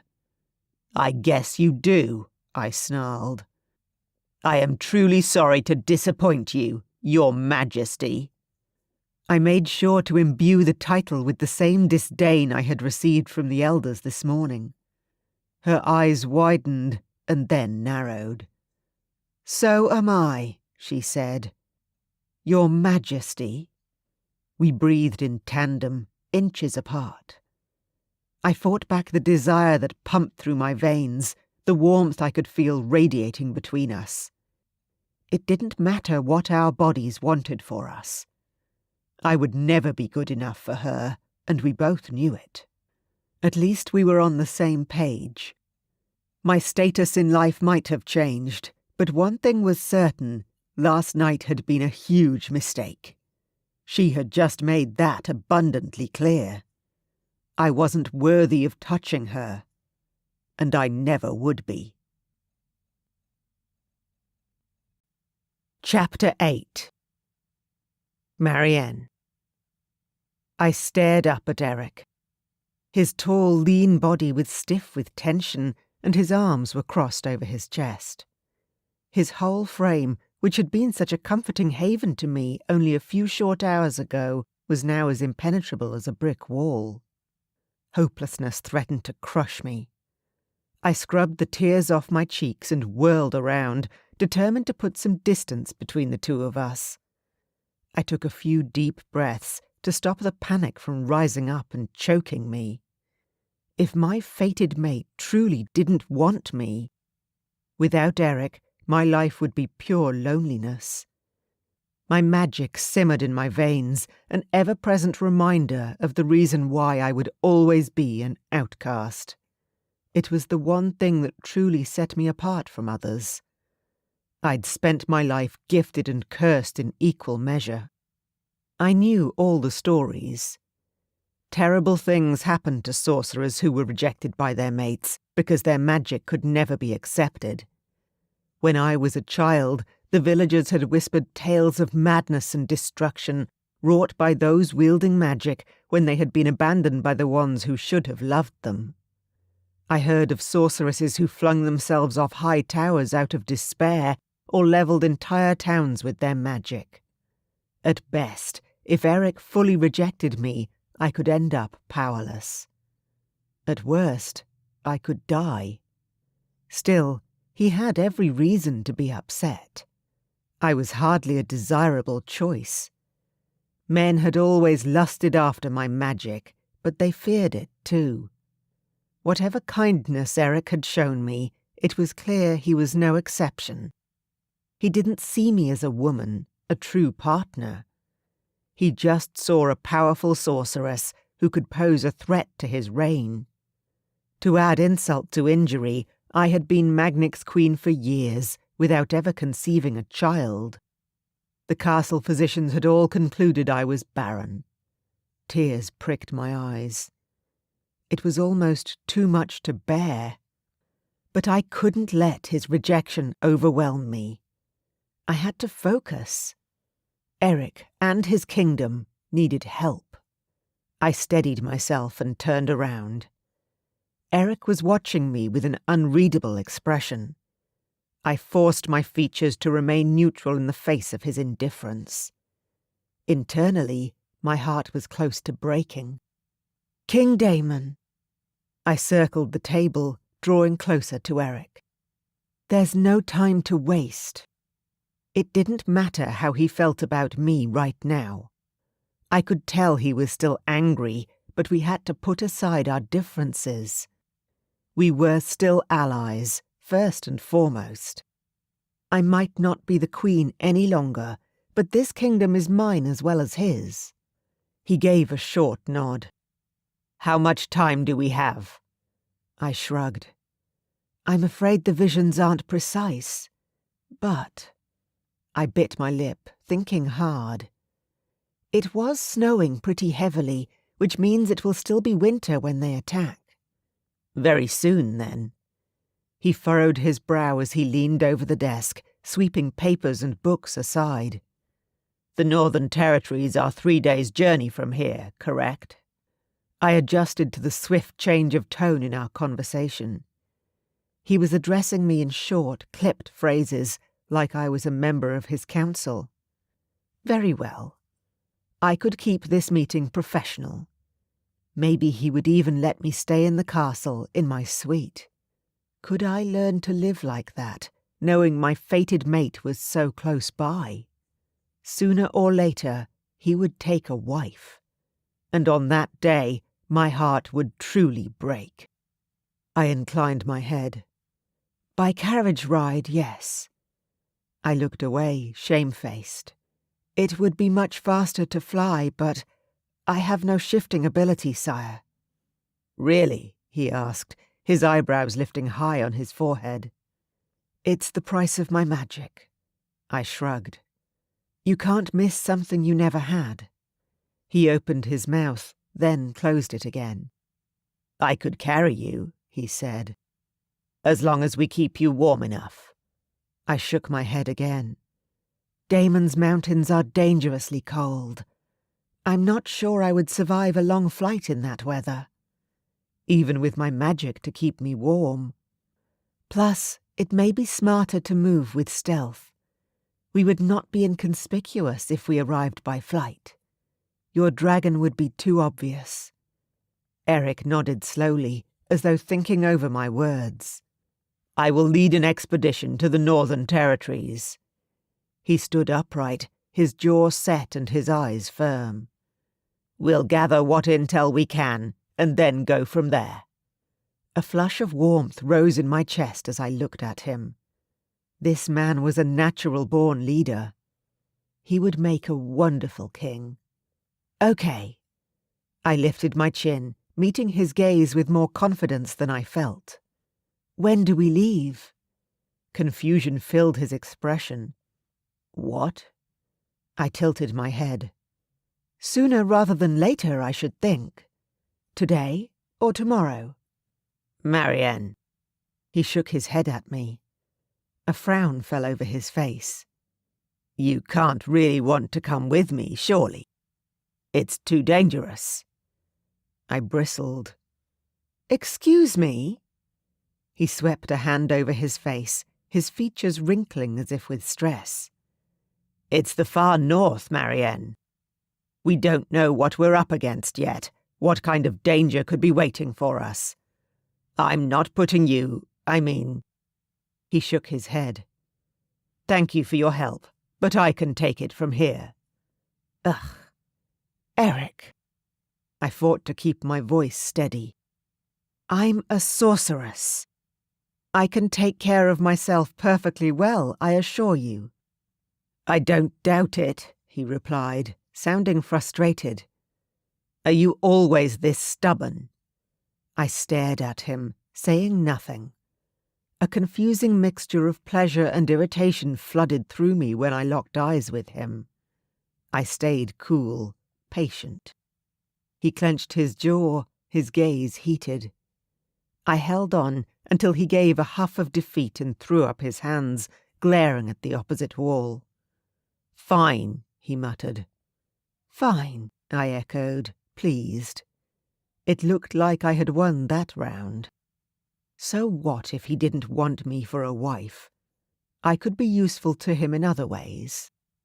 I ignored the stab of pain at the thought that I would serve this king just as I had my late husband, as a tool to further the betterment of the kingdom. Nothing more. Eric stalked out of the room. I watched him leave in my peripheral vision. Presumably, he was off to find somewhere to brood until it was time to leave. I sighed internally and sank down into the nearest chair. My victory lasted all of 10 seconds before it occurred to me precisely what I'd signed up for, a carriage journey across a frozen tundra. Alone, for days on end, with the man I craved with every fibre of my being. This should be interesting. Eric. Stavrock, I have reason to believe that my clan is in grave danger. Marianne had a vision, our castle burning, our people dead in the streets. She believes that King Damon is planning an attack. Whatever we discover, I'm sure you can appreciate the urgency of the situation. I'm determined to get to the heart of it, otherwise I'm afraid my reign might be over before it has even started. Marianne and I are travelling north to assess the situation. We want to scout Damon's kingdom before taking any action. I have instructed Magnic's army, my army, to remain on standby until our return. This isn't your fight. But if you meant what you said the last time we met, about our alliance, I thought it best that you know what's coming. I pray we meet again under better circumstances. Eric. Conscious of our time constraints, I'd written the letter while sitting in the carriage, so the handwriting wasn't great, but I think I got the message across. I scanned the letter several times until I was satisfied that I'd said everything I wanted. With a grunt, I pulled the signet ring off my finger and pressed it into the ink pad that lay beside the paper. My signature was marked with my family seal, the royal crest emblazoned on the thick parchment. The ring was a heavy silver thing. It had been Magnic's and my father's before him. And his father's. And on and on. In moments of boredom or distraction, I often found myself twisting it back and forth, uncomfortable with its presence on my finger. After stamping the letter, I wiped the ink off the ring and slipped it back on, making a fist while I waited for the bright ink to dry. Then I folded the letter into quarters and rapped on the closed carriage door. The door opened, and my butler Thomas hovered outside. "Sire?" I placed the letter into his hand. "See that this gets to Stavrock," I said, and he gave a short nod. The cold blast of air into the carriage made a shiver run down my spine, and I yanked the door closed again. The wind was picking up in earnest, and I wanted to get as far as possible before nightfall. I rapped on the roof of the carriage, and the driver shouted a reply. The horses whinnied as the wheels began to turn, and soon we were well on our way, trundling through the castle grounds at speed. We had a procession behind us. A sleigh with our possessions and 2 additional carriages for my men. A small contingent of my army. I chanced a glance at the seat opposite me. Marianne sat with her hands folded in her lap. She was staring out at the changing scenery as it passed, dark mountains, trees, the small twinkling lights of the town below us. We weren't going that way, however. We were taking the road that wound up the rock face. The track was narrow and uneven, seldom used by travellers. It wasn't well maintained, and the carriage wheels jolted over every pothole and lump of gravel. Perhaps the kingdom should have paid to repair this road rather than furnish gold chains around the elders' necks. Marianne didn't seem uncomfortable to be sharing a carriage in dead silence. Her face appeared smooth and peaceful. I left her alone with her thoughts. I couldn't think what to say. An apology might be a good start. A guilty prickle travelled up the back of my neck. It wasn't her fault she was saddled with me, after all.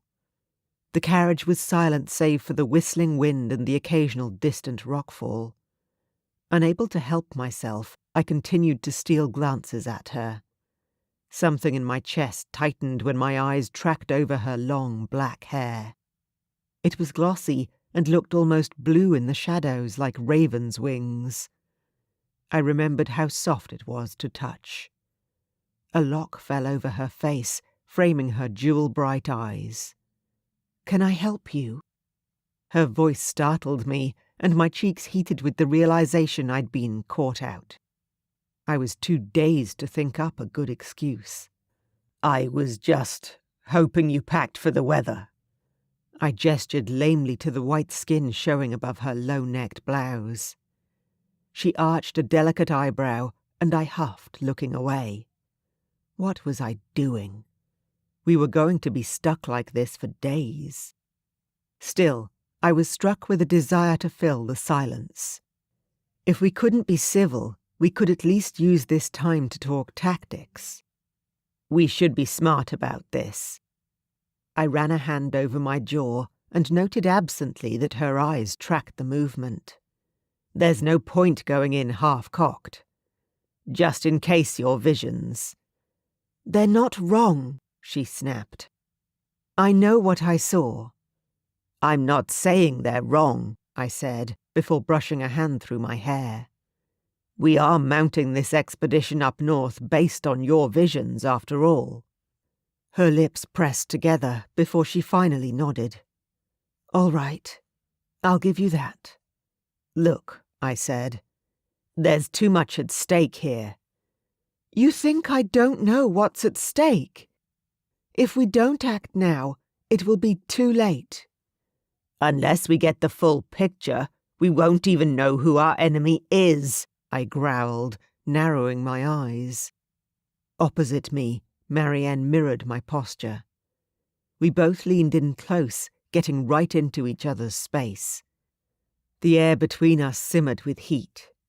Outside, the wind picked up.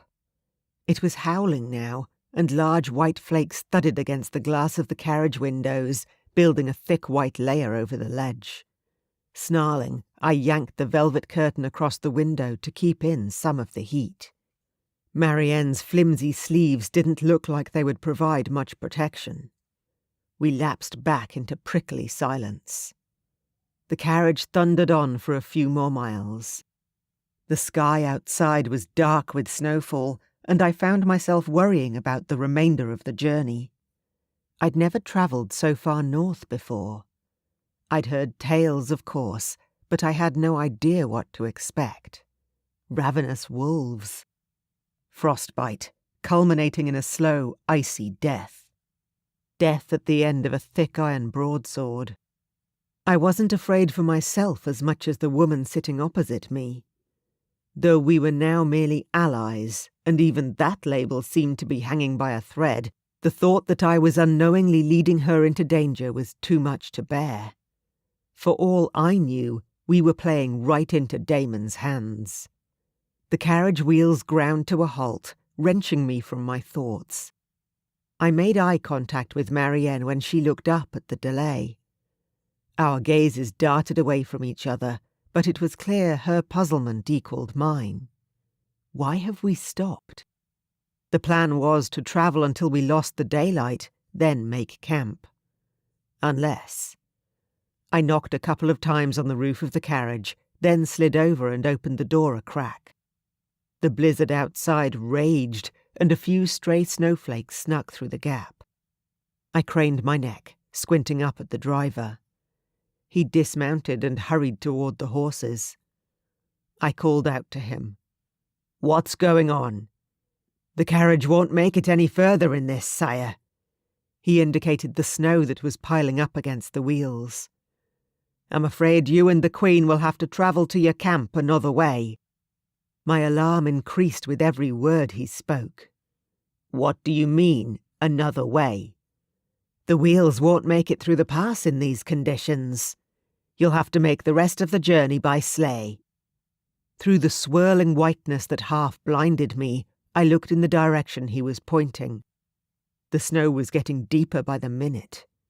Behind us, the small retinue of men that had followed us in a second and third carriage began unfastening the ropes of the sleigh that carried our meagre belongings behind the procession. The horses were led around and harnessed to the sleigh, and I glared out at the howling wilderness before ducking my head back into the carriage. My eyes widened. From somewhere, Marianne had produced a thick cloak with a high fur collar, complete with a muff. She drew the garments around her small frame and gave me a short nod. "Are you sure you want to do this?" I murmured. You could still turn back. She shook her head. Her eyes betrayed no hint of nervousness, but her face was paler than usual. Without thinking, I reached out and took the small hand that extended from her thick cloak. She clutched at me tightly, betraying her concern as clearly as her pale cheeks. Without another word, I led us out into the storm. Chapter 9. Marianne. The snow outside fell continuously. I pressed myself up against Eric's side, using his body to shield myself from the worst of the wind as we hurried toward the sleigh. The conveyance was much smaller than our carriage, but the men had lit the lanterns that hung inside the compartment, giving it a coziness that I gravitated toward. Golden light spilled out over the snowdrift when Eric opened the door of the sleigh carriage. His hands found my waist, boosting me up, and I clambered inside, glad to be out of the elements. Eric lingered outside. I listened to him exchange a few words with the men in a low, urgent voice, and then he slipped in behind me and fastened the door. The crimson cushions inside were comfortable enough, but I came to the awkward realization we would have to share the bench. It was about the size of a love seat, and Eric's large frame crowded up against mine, no matter how we positioned ourselves. He grunted, and his large hands curled around the horse's reins. He gave them a sharp tug, and we were on the move once more. "The men will rejoin us once the snow starts easing up," Eric muttered. He stared ahead, his jaw tight and his eyes like flint. We travelled in silence. Dark, craggy rocks loomed on either side as we approached the pass, and I shivered, grateful for my thick furs. He huffed, eyes flicking over my form. "Are you cold?" I shook my head. The little nook had already warmed up due to our shared body heat. Eric didn't say anything. His eyes were fixed on the road ahead, but I thought I felt him press a little closer. "You keep asking me that," I whispered eventually. I couldn't help myself. Despite his obvious lack of interest in me, he still showed the decency to ask if I was all right. "No one ever asked me things like that before you came along." He shifted in his seat. "It's common courtesy." "Well, I've lived a very uncommon life." My voice was soft, quiet, but I got the sense that he was hanging on every word. As if he cared. "Yeah?" "I'm not used to people asking about me," I said. "Usually they want something from me." Magnic. His name hung in the air between us. I gave a deep sigh, relaxing into the cushions and the warmth of Eric's body. I was useful to him. I bit my lip. But he never trusted me. Not completely. Even when I was a girl, the townsfolk always knew that I was different. Eric was silent. My heart thudded in my chest. Had I read the situation wrong? Then he reached out, and I found myself lifted and rearranged, so my back pressed against his torso, firm even through all the layers separating us. He tucked his huge arms around me, taking the reins up in his free hand. "Well then." He gave my shoulders a gentle squeeze. "I guess we have that in common, Your Majesty." The tension that had built up between us started to thaw. Your Majesty. That title again, which he had said so scornfully the day before, now it fell from his lips like a pet name. Something shifted. Despite the storm and the great shadowy unknown that loomed from the other side of the mountain range, I felt a kernel of warmth spark inside my chest. Lulled by the rhythmic sway of the sleigh ride, the thump of Eric's heart beneath my ear, and the whistle of the wind outside, I drifted off into sleep. I woke to Eric's murmuring voice. My face was pressed against something firm and warm, and I curved in closer, sighing happily. Once I realized what I was doing in my half-conscious state, I froze. Blinking rapidly, I withdrew, brushing my tangled hair off my cheeks. The sleigh had stopped moving and Eric turned to me. A smile lingered at the corners of his mouth. "Ah, Sleeping Beauty is back with us." I scowled and rubbed at my eyes, straightening up. "How long was I out?" "About 30 minutes. He paused, his eyes lingering over my face. "We've made it to camp." Camp, I deduced as I peered out of the window, was a small log cabin built into the mountainside. The snow had thankfully stopped for the time being, but it was over a foot deep in some places. Eric held out his arms. "I'll carry you if you wish. It'll save you from getting those dainty little shoes of yours damp." I shook my head, cheeks heating up. "I'm sure I'll manage." With a boyish grin, he flung open the door and pulled me out of the sleigh, his large hands curving around my waist. Before I could protest, he threw me over one shoulder and began wading through the snow toward the cabin. "Eric!" I closed my fingers around the hair at the nape of his neck and gave it a sharp tug to express my displeasure. He let out a yelp before bursting into laughter. Despite the depth of the snow, Eric got the door to the cabin open, and we tumbled through the doorway in a flurry of snow and tangled limbs. I righted myself and gave him a shove, and he held his hands up, still smiling at me with that crooked, unrepentant smile of his. "See, your feet are still dry." He pointed down and I huffed, unable to deny that he was right. "I'll see to the horses and get them under shelter, and then let's get this place warmed up, shall we?" While he strode off, I took stock of our surroundings. The cabin was a simple one-room dwelling with an adjoining bathroom and a lean-to at the side where Eric would presumably lead the horses. A heavy iron stove crouched in the corner, and snowshoes hung in the rafters over the one tiny bed. Hanging in the corner was a rough-hewn wooden cradle. I kept away from it, focusing my attention on the narrow bed and the rocking chair with the patchwork quilt thrown over it. When Eric returned with kindling, he quickly started a fire for the stove while I set one in the hearth. In no time, the room began to warm up. "Eric." I turned from the fireplace to see him poking at the stove, which now flickered and glowed. He handed me a piece of bread and I took it. "Whoever chose this place didn't think very hard about our sleeping arrangements," I said wryly. His eyes followed my gaze to the tiny bed. It was barely big enough for one person, let alone someone of Eric's size. He chewed on his piece of bread for a beat or two before swallowing. "I'll take the chair." "Oh." Something inside my chest curled. "No, you can't." There was that crooked grin again, the one that made my heart turn over in my chest. "Marianne." He reached out and put a hand on my shoulder. "It's not a discussion." We stared at each other. Eventually I sighed. "Very well." We ate in companionable silence, positioned close to the stove.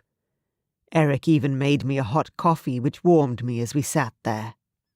The crackling logs filled the cabin with the smoky smell, and I relaxed into it. How was it that here, in the middle of nowhere with a man I barely knew, I felt safer than I had in forever? I laughed when Eric gathered up the quilt and draped it around his shoulders, posing in a mock heroic stance, his arms crossed over his broad chest. "Your Highness." I bowed low, accepting his outstretched hand. He pressed a kiss to the back of my knuckles. For a moment I forgot we were play-acting, and my breath caught as his mouth touched my skin. He dropped my hand, and the laughter died from his eyes as he slumped back into the chair. I perched on the end of the bed, studying him. In the low light, all traces of the stoic warrior I had travelled with vanished. He looked like the young man he was, his hair rumpled, his shoulders set with unease. What you said earlier. He looked up at me and my gaze dropped. About growing up. It was like that for me too. I was always the strongest. The first boy my age to shift. My village didn't know who I truly was, but they could tell I was different. It wasn't right, I whispered. Your father should have raised you in the castle. You were his son, his blood. It was your birthright. He ran a hand through his hair and shrugged. If that were the case, Magnic wouldn't have allowed me to live. As much as I hated hearing that, I knew he was likely right. His eyes met mine, his gaze lit by and reflecting the heat of the flames. All I'm saying is, I know how it feels, Mari. To be misunderstood. To have people look at you like... He waved a hand. He called me Mari. I liked the sound of the nickname Lucy had given me on Eric's lips. I smiled at him and finished the sentence he'd started. Like you're a powder keg waiting to explode. He looked at me sharply. Exactly. His serious expression melted away. I guess it's about finding the balance, right? I wrapped my hands around the warm mug, breathing in the steam. How do you mean? Well, I paused, listening to the fire crackle. I'm a sorceress, but I'm also a woman. His eyes flickered over my face. I saw what he was imagining clear enough, and a heat rose in my cheeks. I don't mean like that. I just mean... I bit my lip. My power doesn't mean I'm some kind of heartless force. It's part of me, but I'm not driven by it. I want things just like any other woman. Love, companionship, children. I trailed off once I realized what I was about to admit. Eric gazed at me, his expression unreadable. I shook my head, letting the hair fall over my face to hide my blush. The way I see it, your shifter is the same as my magic. I inhaled deeply, breathing in the intoxicating combination of wood smoke and the heady scent of Eric next to me. It's part of you, so close that you couldn't imagine life without it. But you're more than just the dragon, Eric. And I'm so much more than my magic. He huffed, dropping his head down. My eyes traced over the broad span of his shoulders. In the firelight, the muscles of his back were particularly defined. They showed through his thin undershirt in a manner I found distracting. Never thought that you and I could have so much in common. He lifted his head and stared at me. My breath hitched at the look in his eyes. I wanted him so badly. It would be easy, too easy, to lean in and kiss him. But I had to respect his wishes. The bond between us was undeniable, but I could ignore it. I had to. I couldn't tempt him into losing control again, no matter how hungrily he was gazing at me. I guess there's a lot we don't know about each other, I said eventually, glancing up at him through my eyelashes. I guess so. We laughed a little, our eyes lingering over each other, soft and warm. Heat coiled in my stomach. It was a far cry from where we had started out that morning. Being away from the castle changed everything. All the tension and insecurity had fallen away, dropped somewhere along the road that lay behind us. In some ways I wanted it to go on like this forever. Nevertheless, I couldn't suppress a yawn when it came. I pressed the back of my hand against my open mouth, but Eric wasn't fooled. His voice softened, low and quiet against the roar of the wind outside. You should get some rest. I got up and lit the lantern, then carried it to the bedside. You're sure you don't want to take the bed? He shrugged the quilt over his shoulders and nodded. I'm used to roughing it, Majesty. Besides, I wouldn't fit in that thing in a million years. I shook my head at him, but I couldn't argue with his logic. The bed was pretty small. I slipped out of my shoes and pulled my long stockings down, folding them neatly and hanging them over the foot of the bed. Eric turned his face away, staring at the flames. Ridiculous behaviour, given the fact that he'd seen everything already. I slid between the sheets, too tired to bother with night clothes.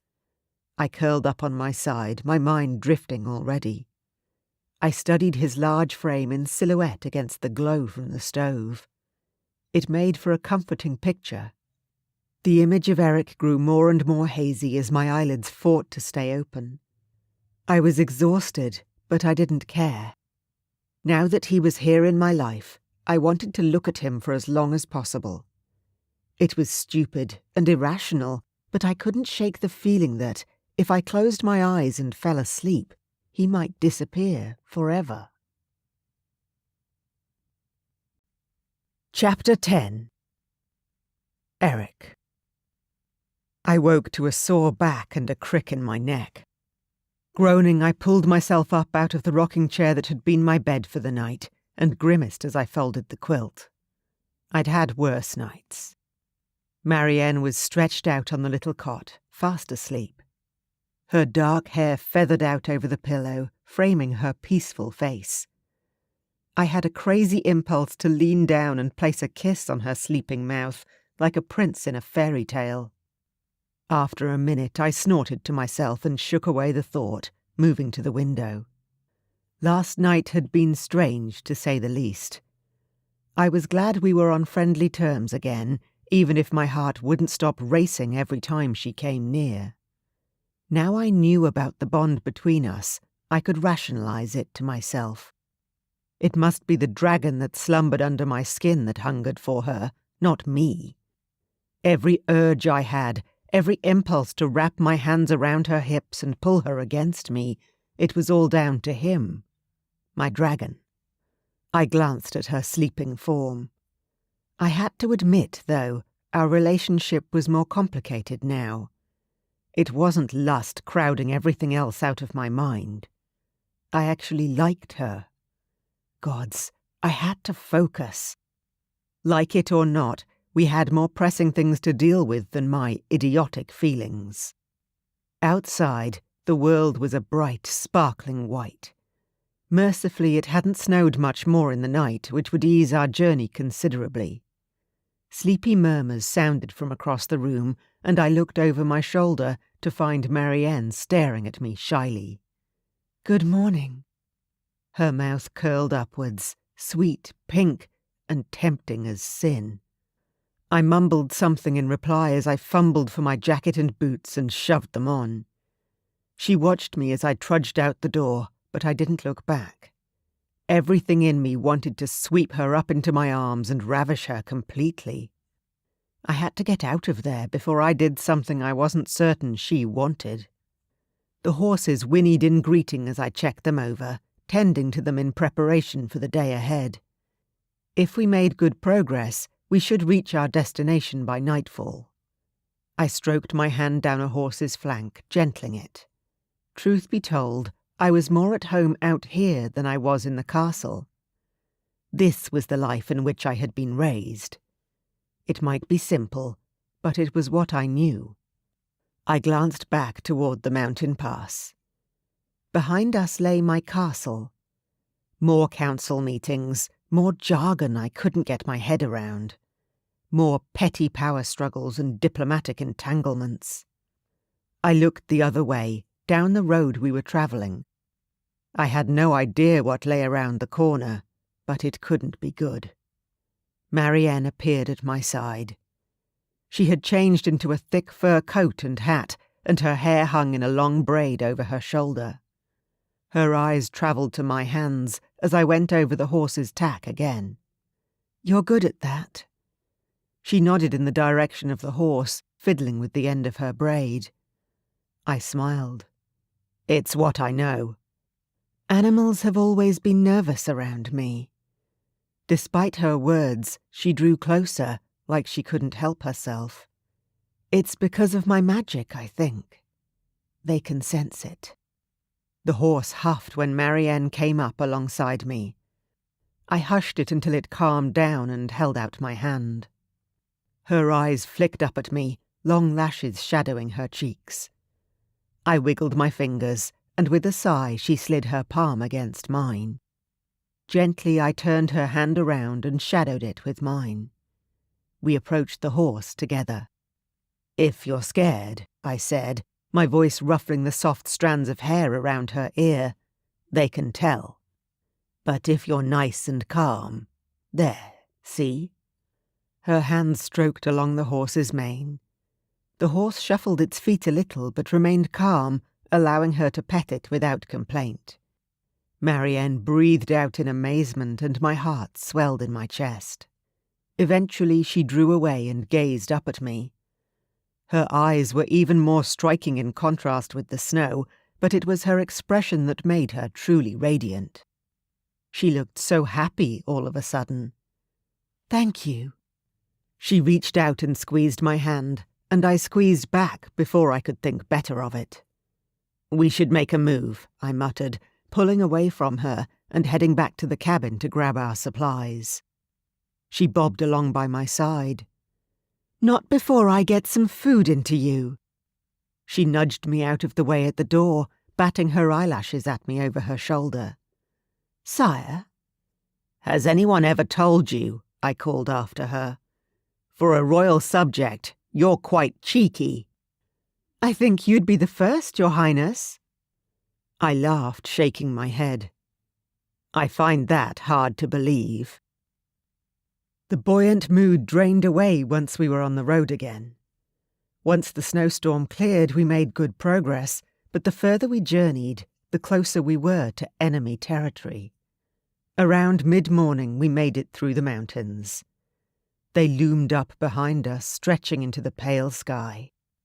For the first time I sensed how truly vulnerable we were, just two people heading into the vast unknown. The procession would catch up with us once they found a way through the snow. But they were probably half a day behind us. Marianne's hand found mine in the space between us, and our fingers tangled together. Just yesterday, I had been terrified for her safety. I couldn't help but be glad she was here now. Whatever we found at Winter Castle, we would face it together. Small farmsteads appeared on the horizon. The landscape was flat and sparse, and the settlements were bleak places without trees or crops, or even signs of fire or life. I shuddered to think of the life of pure survival the people in this place must live. Dragon shifters were a tall, proud people, and they needed a lot of food to survive. How does this clan manage? The snow drifted around us as we trundled through the frozen wasteland. We were nearing our checkpoint, where we would meet with the members of the expedition we had been forced to abandon in yesterday's snowstorm. There was a rocky ridge up ahead. The back of my neck prickled as I drew the sleigh to a standstill. Beside me, Marianne tensed. We exchanged glances and emerged from the sleigh together, sticking close to each other as we inched forward through the snow. I didn't bother telling her to stay put. I would be wasting my breath.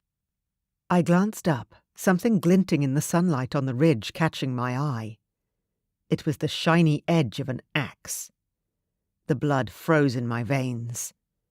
These weren't our men. This was an ambush. A raven wheeled in the sky overhead. Its sharp cry pierced through my chest. My heart thumped and my head filled with white noise. Marianne whispered something to me in an urgent voice, but I didn't catch it. I had failed before the game had even started. I'd led us both into a trap, and we were about to pay the price. "Put up your hands," a male voice from behind me sounded low and guttural. "Both of you." Slowly, I raised my hands. One glance via my peripheral vision told me that there were more soldiers behind us, bristling with weapons. We were surrounded by the toughest men I'd ever seen. They were all huge, wearing long coats of fur suitable for their weather, and they carried large weapons. Axes and swords aplenty. Beside me, Marianne's eyes glowed with magic.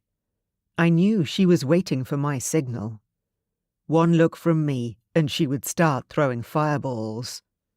Some buried instinct told me to wait.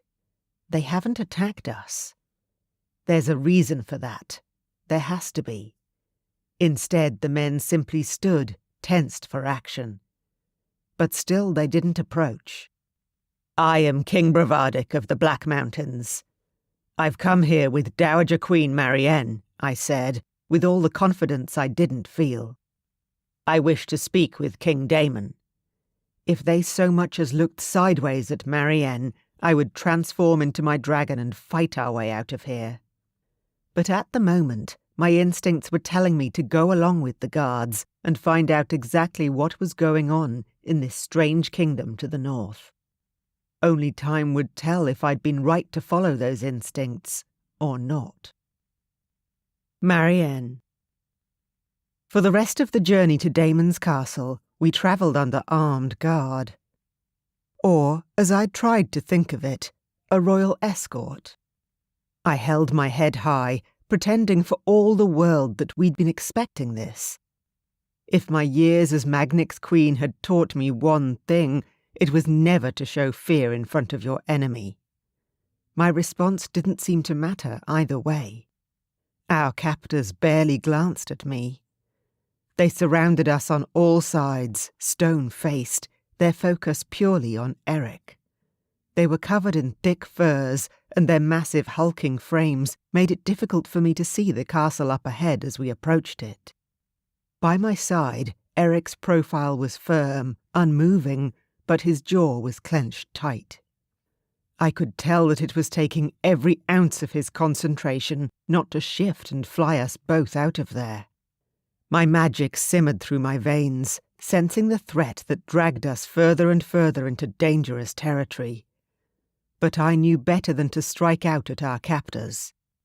If I lost control, it would spell disaster for us all.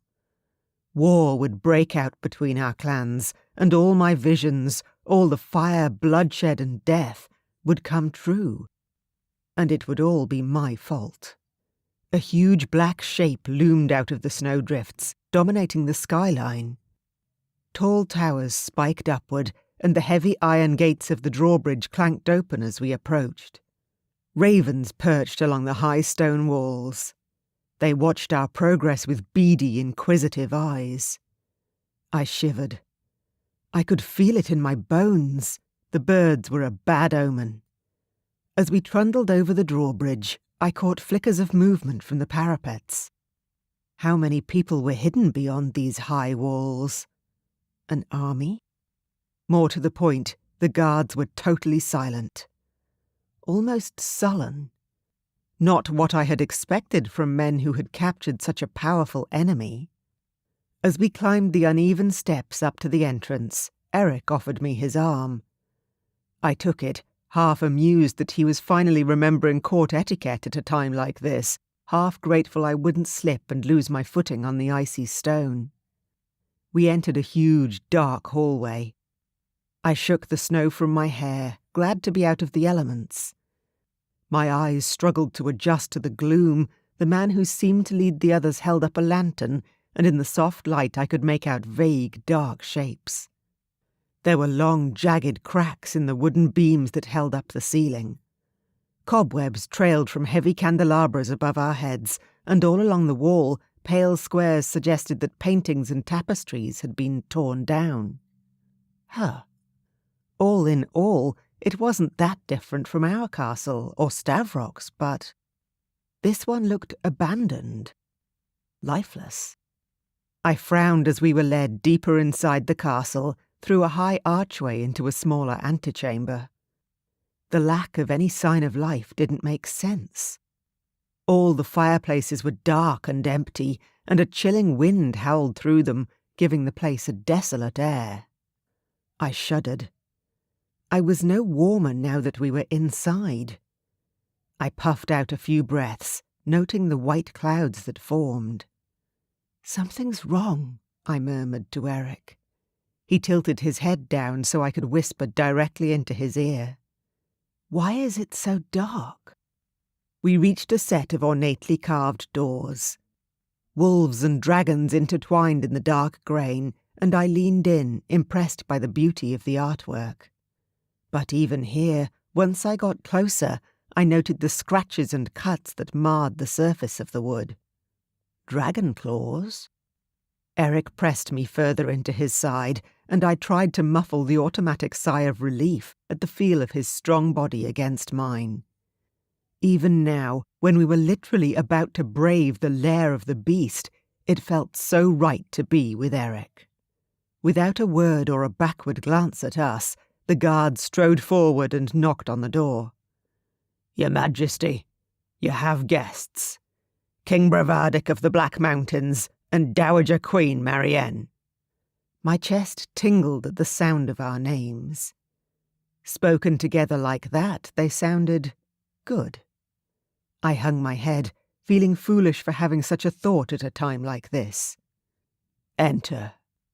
The voice behind the door was low, but it pierced through the wooden door clear as crystal.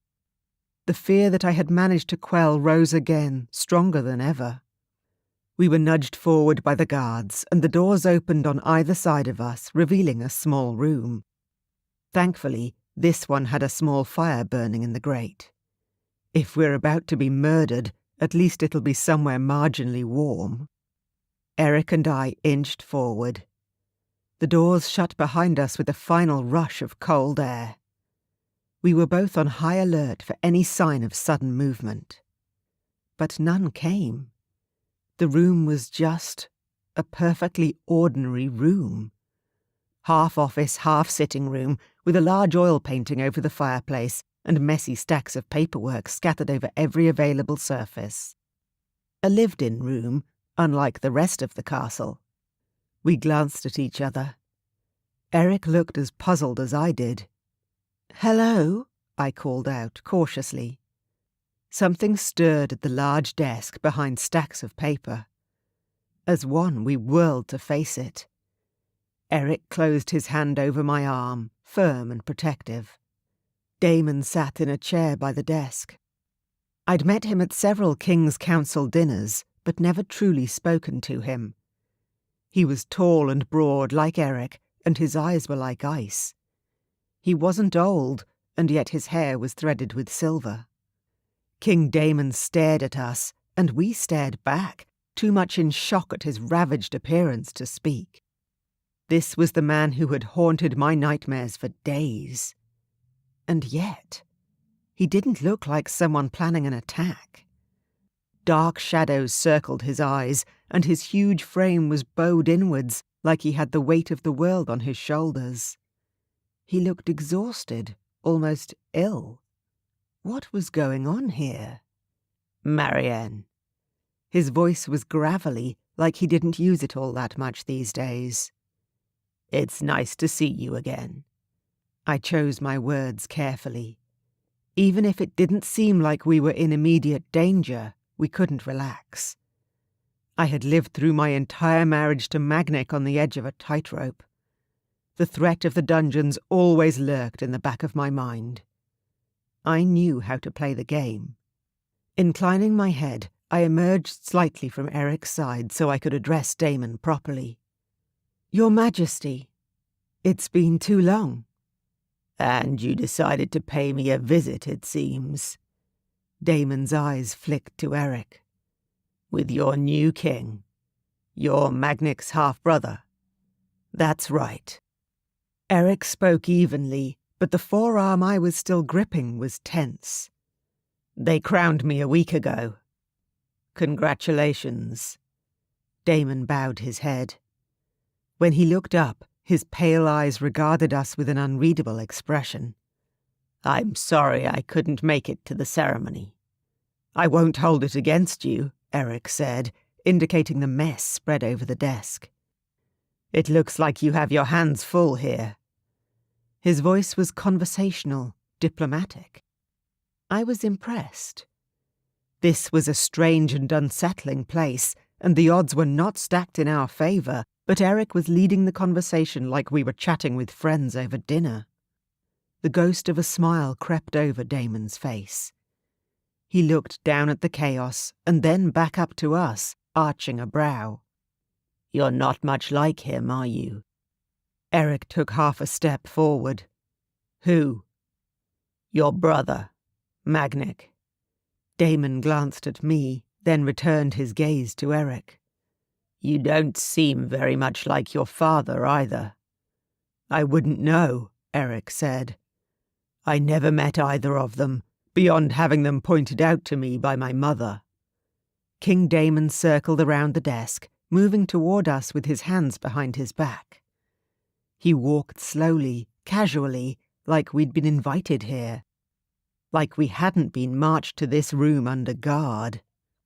I couldn't let myself forget that fact, no matter how friendly his manner. I squeezed Eric's arm, and he flicked a glance my way. His mouth was tight, and he gave me a tiny nod. Chapter 11. Marianne. "I wish I could say I'd never met my father." Damon trailed off with a sigh. I followed the line of his gaze up to the painting that hung over the fireplace. A fearsome-looking man stared back. He had Damon's pale, ice-blue eyes, but that was where the resemblance ended. His face was longer and his jawline narrower. His expression was pinched, and his mouth had been painted with a cruel, foreboding twist. The Northern Kings were known to be reclusive. They kept to themselves all year round. Nobody thought anything of it. When Damon inherited the throne, none of the other clans had been present. Were Eric and I the first outsiders to visit his court? Eric strode forward, moving to stand beside Damon in front of the fireplace. Subtly, I crept away so I could study the documents that lay on the desk. At a glance, they looked normal enough. Balance sheets. Payment notices. "Did you not get along with your father?" Eric asked. There was a long pause as Damon seemed to ponder his answer. "My father ruled this clan like the tyrant he was." He spoke into the fireplace, gazing at the flames like they might reveal their secrets to him. "He drove my mother into an early grave. He cut off our clan from all outside influences. In his eyes, every other kingdom was a threat to his power." Damon's words made me shiver. Memories of all the long years I'd spent at Magnic's side, helpless to stop his cruel nature, stirred up inside me. I may have been his wife, but to all intents and purposes, I had been a prisoner in a gilded cage in my tower, subject like all of us in the kingdom to the whims of a power-hungry king.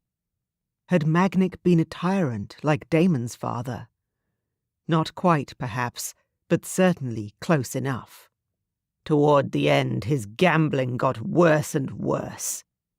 Damon practically spat out the words. "We lost so much. The castle fell to ruin, as you've probably already noticed, but even that wasn't enough for him. He raised taxes and drained the wealth from our land, all to feed his addiction." He whirled around and strode over to the window, looking out at the barren, wintry landscape. "But all the money in the north couldn't settle the debts he racked up. Our whole clan is starving.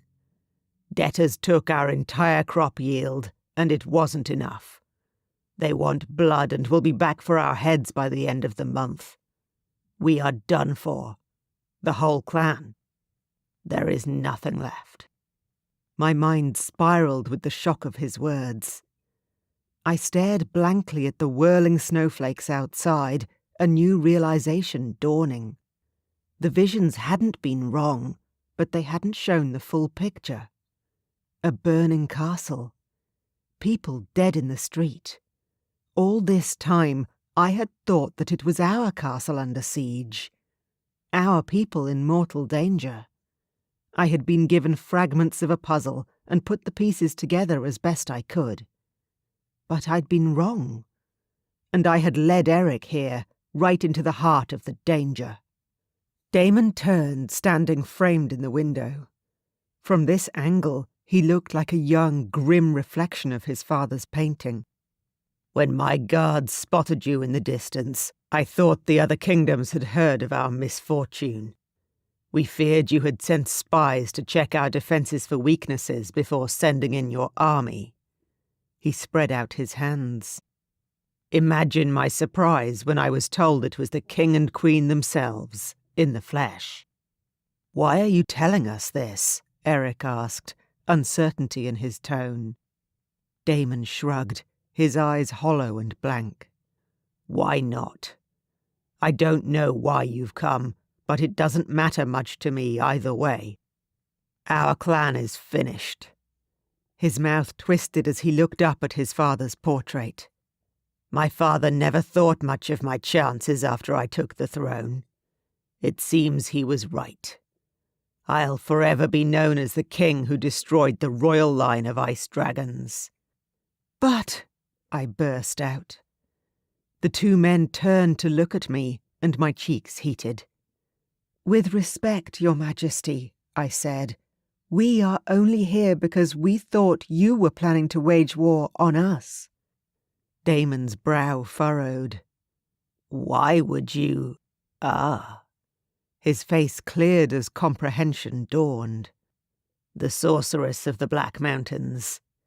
The rumors of your skill at sorcery were not exaggerated then." "They weren't," Eric said. He spared a glance at me, then moved to stand beside me so he could also study the documents on the desk.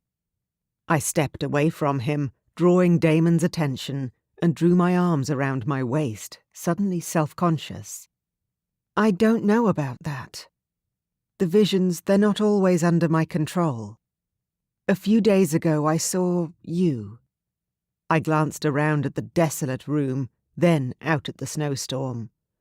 "I saw horrors I can't even explain. I thought." The memory of Eric in my arms, the life leaving his body, filled me with a wave of grief that almost choked me. "Forgive me, Your Majesty," I said. "I thought you were responsible. We travelled here because we had to know for sure. We had to at least try to avert war, if we could." "It was brave of you to come all this way." Damon's eyes softened as he stared between us. "So far from everything you know. The southern clans don't usually bother themselves with us. It's a rare thing to venture this far north beyond the mountains." All these years, the Northern Kingdom had been the stuff of legend. Spoken about in whispers, in dark tales full of ice monsters with sharp claws and sharper teeth. I now saw the Loner King in a different light. Up close, he was just another young man thrust under the burden of leadership, trying to follow in the footsteps of a tyrant. Damon and Eric had more in common than any of us had realized. "Well," Damon clapped his hands together, interrupting my train of thought. "Now that you know the truth, I expect you'll want to begin the journey home." I frowned and glanced at Eric, who was looking determined and resolute. "Home," I repeated. Damon looked uncertain. "It's a long way, if I'm not mistaken. You'll want to set off before dark so that you may put as much distance between yourselves and my kingdom as possible." "Damon," Eric cleared his throat.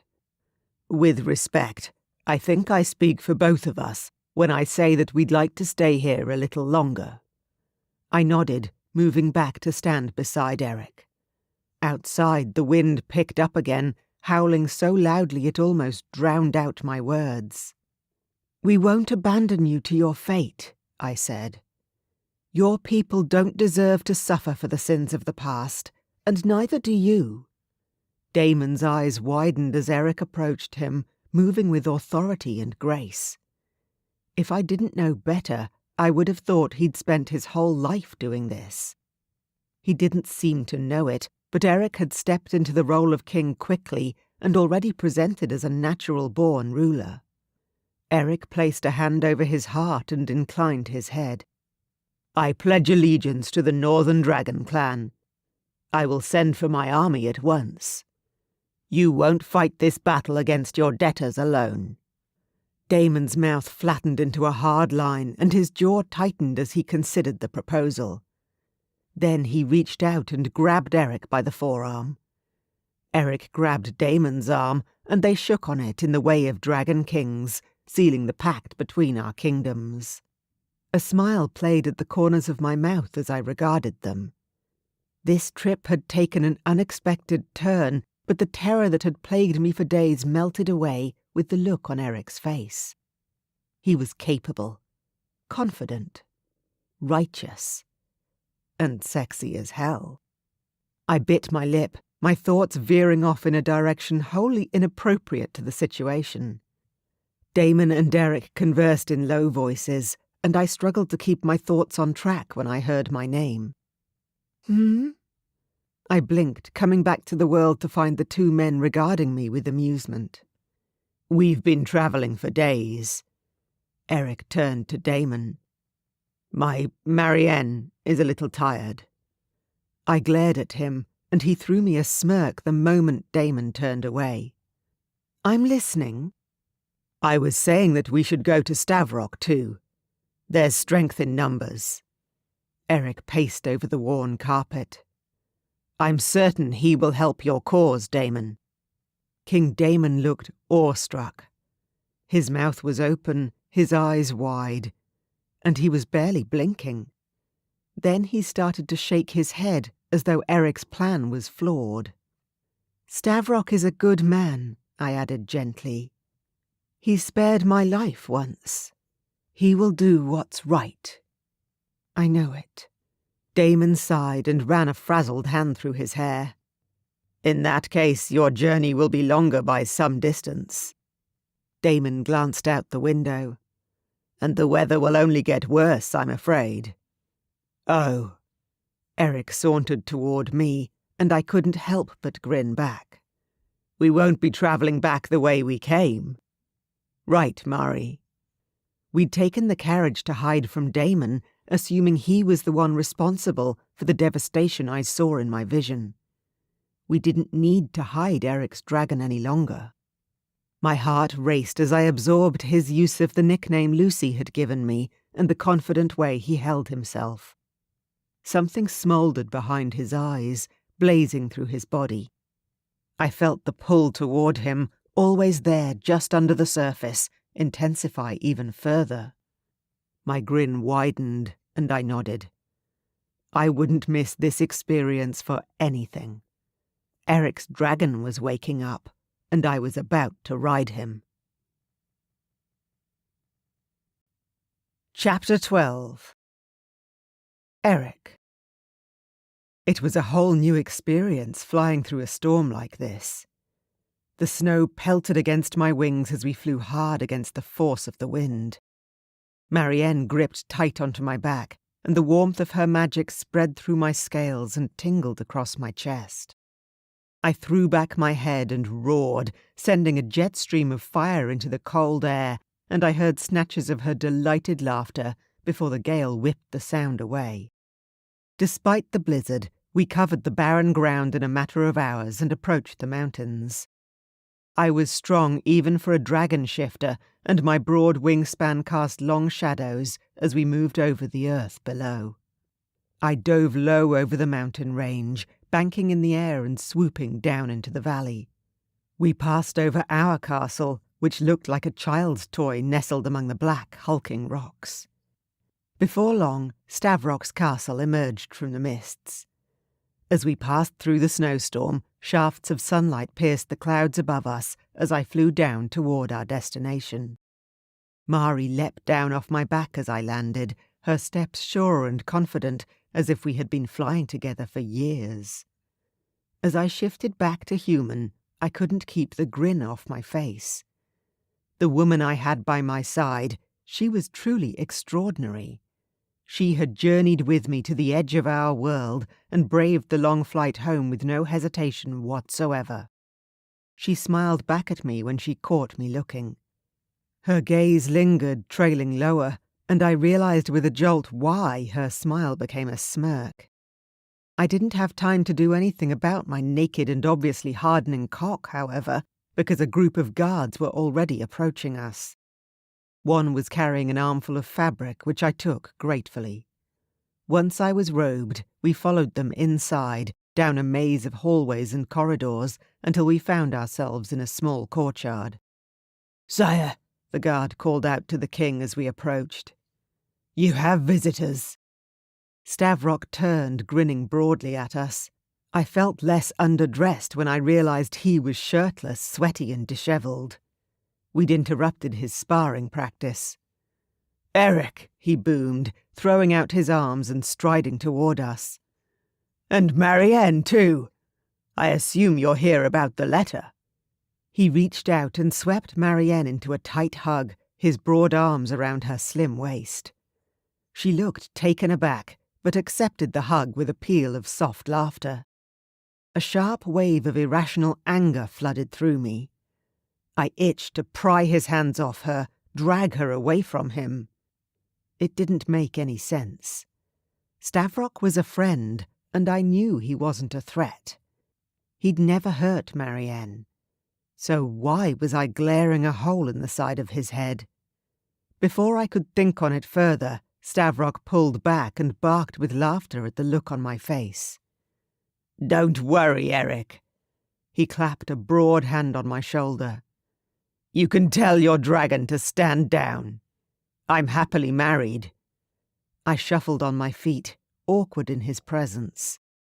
Up until now, I had been certain of myself and my instincts, but standing here, I was thrown. The whole journey to the north already felt like a lifetime ago. Mari's small, soft hand slipped into mine and squeezed. I looked down. She smiled up at me softly. I smiled back. Just having her by my side was enough to cool the protective instincts that threatened to swallow me whole. I turned to Stavrock, my gaze sobering. "Marianne and I have just returned from the north. I decided to come straight here and meet with you in person." Stavrock's face was grave. It wasn't an expression I associated with such a jovial man. "I read your letter. You were right to reach out to me. Whatever Marianne's visions mean, they likely concern all of us." He picked up a heavy-looking broadsword that he'd been training with and slung it over his shoulder. "Come on, this isn't a conversation to be had in the yard. Let's find my wife." With a glance at Marianne, I inclined my head, and we followed Stavrock through the courtyard to the open doors. Before we could go much further, however, Lucy found us. "Mari!" She barreled forward, her blonde waves bouncing behind her. The two women hugged tightly. "Oh my gosh, it's so good to see you!" "It's been too long." Marianne pulled back, her face shining with affection. "I'm sorry our visit was cut so short last time." She pointedly did not look at me, but my face heated anyway. I pretended intense interest in the blank stone wall in front of me while Lucy giggled. "I understand. Come, this way." She looped her arm through Stavrock's, and the two led us through the castle corridors, Marianne and I following awkwardly behind. The memory of my shift prickled hot and uncomfortable around the collar of my robe. Marianne seemed to be remembering it too. Small spots of colour appeared on her cheeks, and she wouldn't meet my gaze. Lucy opened a door, and we entered a cosy round room with large floor-length windows. She settled in an armchair and indicated we do the same opposite. "I've called for some food," she said. "You must be hungry." As soon as she said the words, my stomach growled. I smiled at her, relaxing onto a long, low sofa. "Indeed. My dragon flew a long way and I am ravenous." Mari cleared her throat and I glanced at her to find her cheeks fully ablaze with pink. Suddenly, remembering the way her legs had gripped my scales and her hands clung to my dragon form as I flew, I was ravenous for something else altogether. After an awkward moment, broken only by a bark of laughter from Stavrock, I forced my desire for Mari back down and tried to concentrate on the matter at hand. "So," Stavrock began, "what happened on your northern expedition? Tell us everything." Between the two of us, Marianne and I managed to relay everything that had happened on our travels, minus a few details here and there.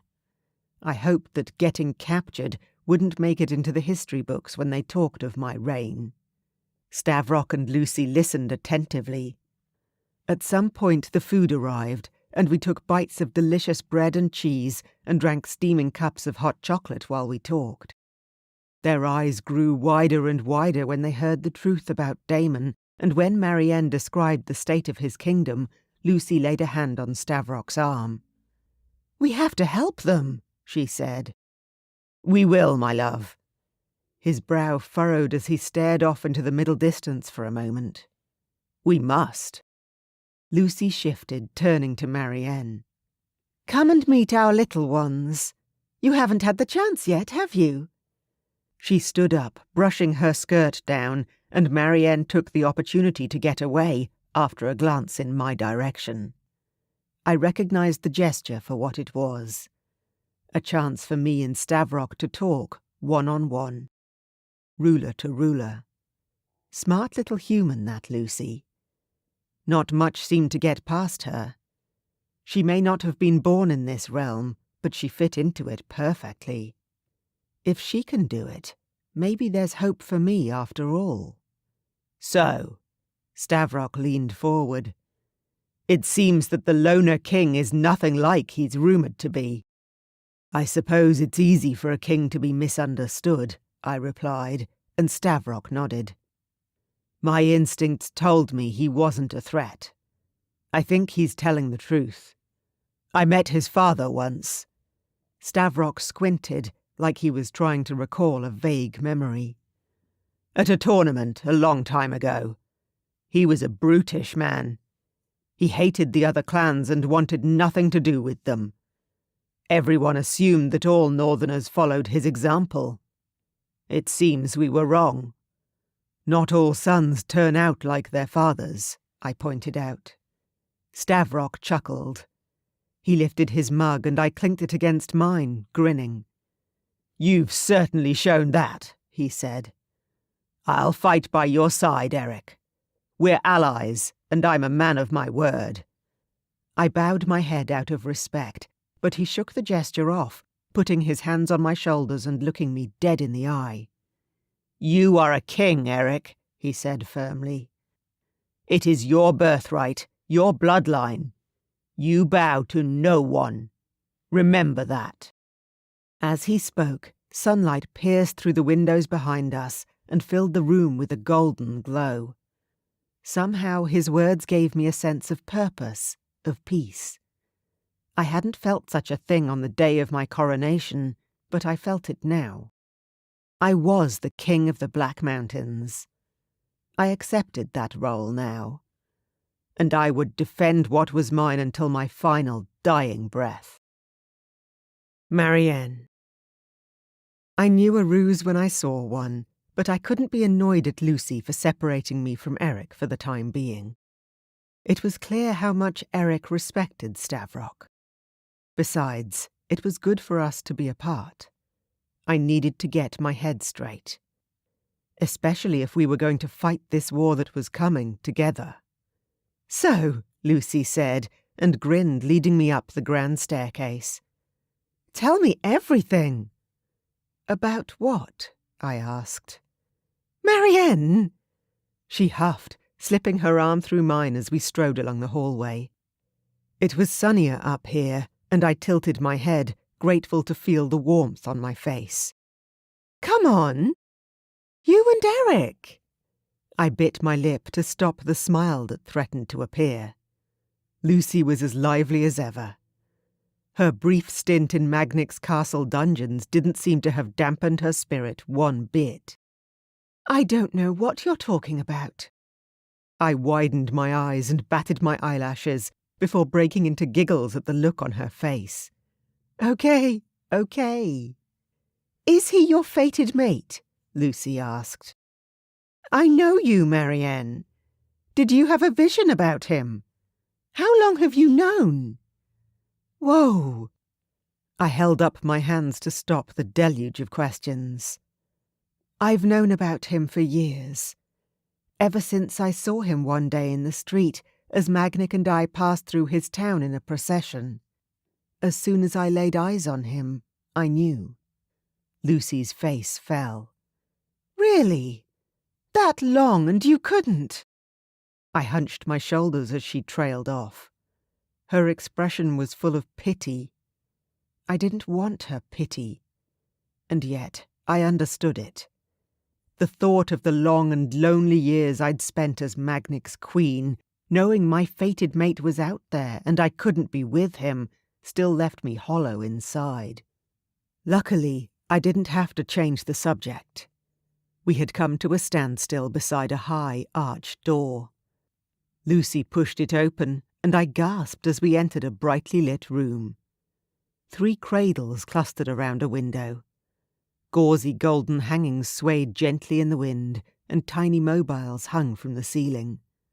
I drew closer, and my heart softened when I saw that each mobile had tiny dragons hanging from it. Reaching out one finger, I nudged the dragon in the middle, watching it spin around and catch the light. The baby in the cradle cooed, waving tiny, chubby fists at me. "They're so precious." I smiled. Lucy came up alongside me and brushed a hand through the baby's fluffy hair. "This little one is always causing me trouble, aren't you, Anselm? His sisters are as good as gold, mostly." Baby Anselm blinked up at me, and I reached out a hand, swirling a shimmering stream of magic through the air above his head. He gurgled with laughter, reaching up to try and grab the twinkling light before it dissolved. As the light faded away, so did my smile. My hand fell away, and I traced the edge of the crib, lost in thought. Chapter 13. Marianne. "For someone who's finally able to be with their fated mate," Lucy said slowly, "you don't seem very happy." "It isn't that simple." I turned away from the cribs, sighing. "None of it is." "What do you mean?" Lucy put a hand on my arm. "I've seen the way he looks at you, Mari. It's not like that between us." I ran my hands over my face, hating the way my voice caught in my throat. "It shouldn't be. I'm hardly the perfect match, Lucy." Lucy snorted. "Well, now you're just talking nonsense. Fated mates are, by definition, perfect for one another." I held up my hands and counted off the reasons. "I was married for 10 years to his half-brother. I'm not a dragon shifter. I don't think I'll ever be able to give him children. I was told years ago that I'm barren, Lucy. And sooner or later, he'll realize he wants someone without all this baggage. And of course, he will want an heir one day." I raised my hands and let out a sob as purplish mist swirled around me. Lucy's face softened and she strode forward, sweeping me into a tight hug. She drew back, wiping the tears from my cheeks. "But you're forgetting the most important thing." I sniffed. "What's that?" "He wants you, you idiot. It's obvious how crazy you are about each other." As much as I wanted to believe her, I didn't dare. I cast my eyes downward as I mumbled, "The night he shifted, we slept together." Lucy's face lit up. "And?" I groaned, covering my face. "It was wonderful. Of course it was." I shook my head, smiling weakly. He's everything I hoped he would be." The grin slid from my face as I thought of the night we'd shared. "After all this time, I just can't trust that any of it is real," I said. Lucy looked like she was about to say something else, but we were interrupted by a short knock at the door. Before we could respond, The door opened a crack, and a young woman with a tumble of chestnut-brown curls peered through the gap. "Come on, Luce! Stavrock's looking for you guys. Dinner's ready." The newcomer tossed a grin my way. I smiled back at her, a bit startled at the casual intrusion. "I don't think we've met. You're the sorceress, right?" the girl said. Lucy rolled her eyes good-naturedly. "Marianne, this is Cass. Cass, Marianne." One of the babies began to cry, so Lucy rushed to soothe her.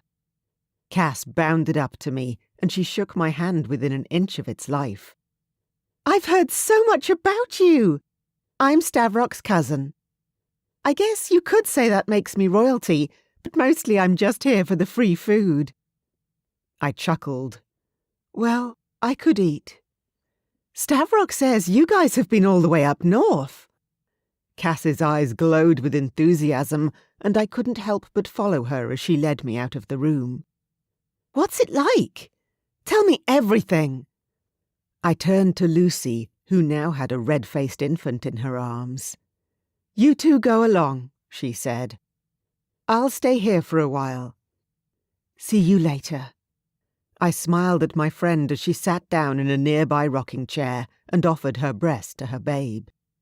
"I read that the Northmen all have pointed teeth. Is that true?" Cass asked as she led me from the room. I don't think so. Not that I saw, anyway." I shrugged. "But we weren't there for that long." "Is the Loner King really as fearsome as they say?" "What do they say?" I asked, curious. Cass shrugged. "That he never comes out of his castle in daylight. That he keeps feral wolves for pets. That his dragon is untamable, and many have died fighting it." That didn't square with my impression of King Damon, but I didn't want to disappoint Cass, so I just made a non-committal noise. She didn't seem to mind, and I let her talk 19 to the dozen while we approached the dining room. Lucy's words were running through my head on a loop. No matter how hard I tried, I couldn't stay present. They flooded my mind, leaving no room for anything else. "I've seen the way he looks at you, Mari. It's obvious how crazy you are about each other." I wanted so desperately to believe her. But I couldn't let my own feelings cloud my judgment. I was the first to know that simply wanting something didn't necessarily make it true. Eric sat beside me at dinner. I barely registered what I put in my mouth, much less tasted it. I was totally entranced by his mere presence. Everything about him caught my eye, his hair, the way he smiled, the heat radiating from him as the night wore on. Once we brushed hands while reaching for the wine decanter, and the spark that shot through me was so potent I almost gasped out loud. The others talked easily enough, but they seemed to chalk up my silence to exhaustion and left me alone for the most part. That suited me just fine. At some point, underneath the table, Eric's thigh brushed up against mine and stayed there for the rest of the meal. He continued to laugh and joke with Stavrock, looking for all the world like he was none the wiser about what he was doing to me. The singular point of contact was maddening. I ached for him, deep inside my core.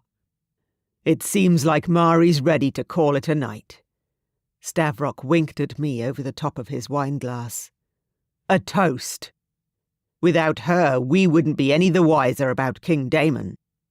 Everyone raised their glasses toward me, and I flushed and looked down. "I've had the servants prepare your rooms," Lucy said. "Please make yourself at home." Hang on.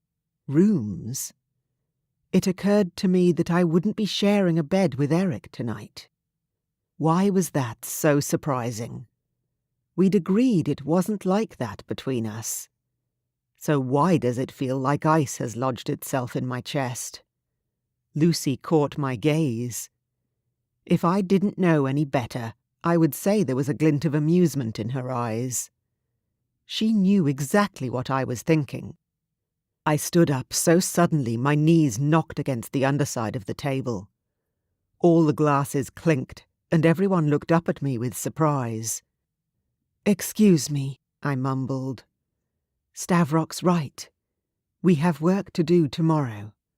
I should get some rest." I pushed back my chair and began to make my way across the dining hall. A clatter behind me echoed off the marble floor. I paused and looked back over my shoulder. Eric was standing, staring after me. He was still at the table, but the look on his face was pure fire.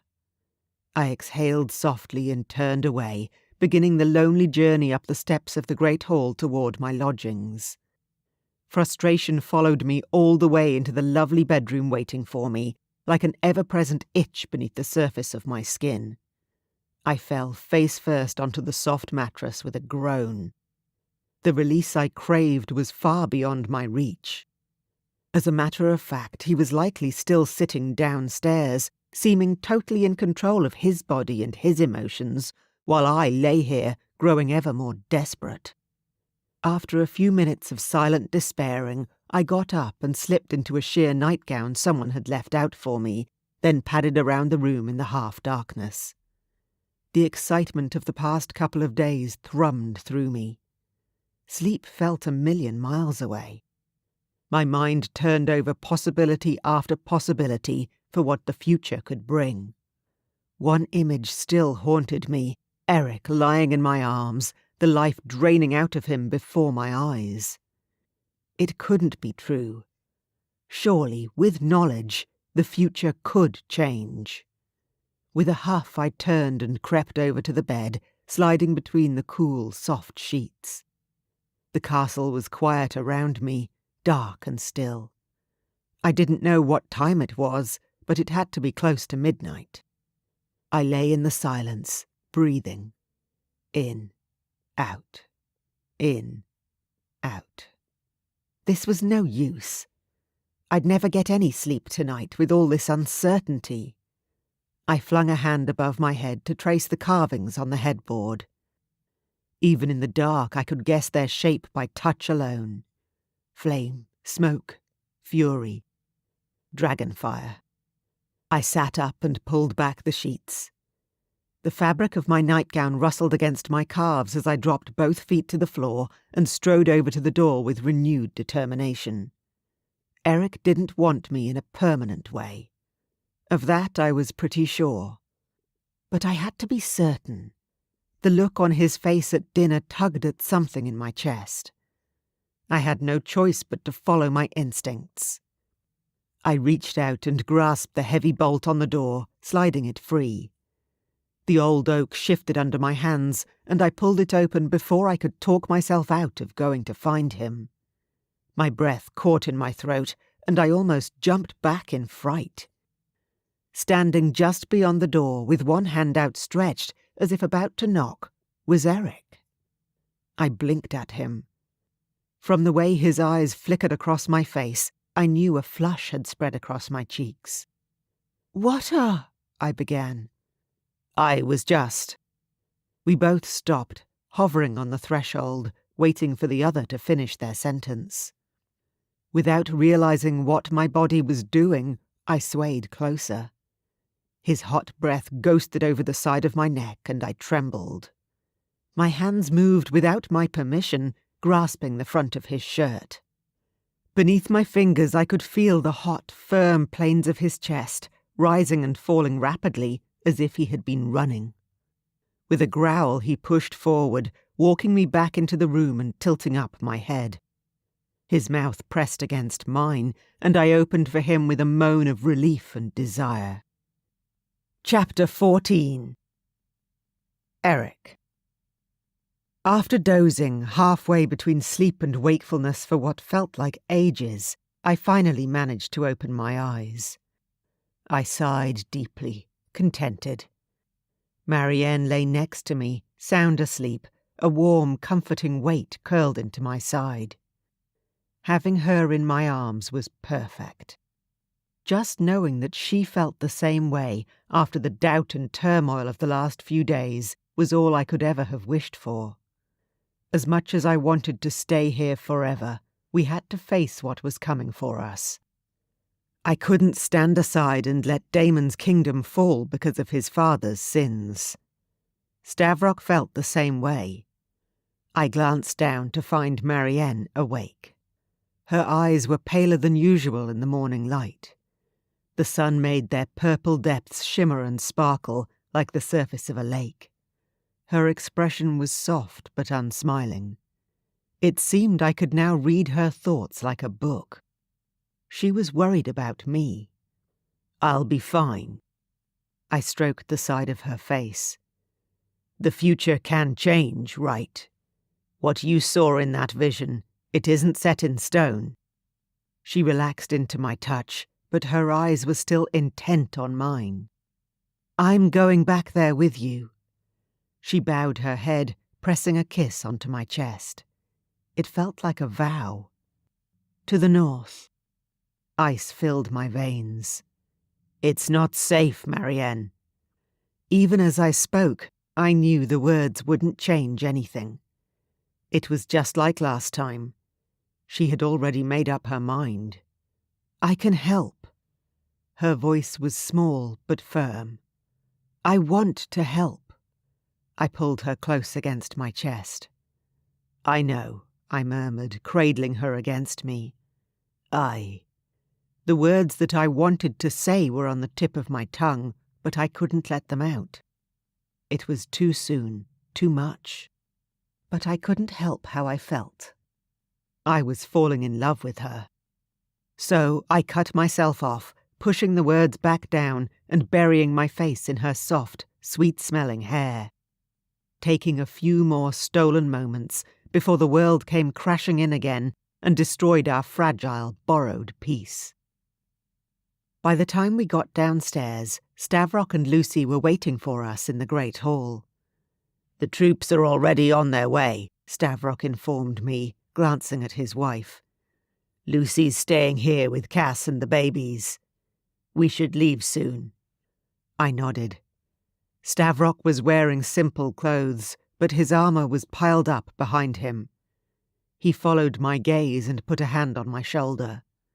"This isn't your fight," he said. "Nor is it mine." I had never fought in any kind of war before. The memory of what I'd told Marianne last night resurfaced.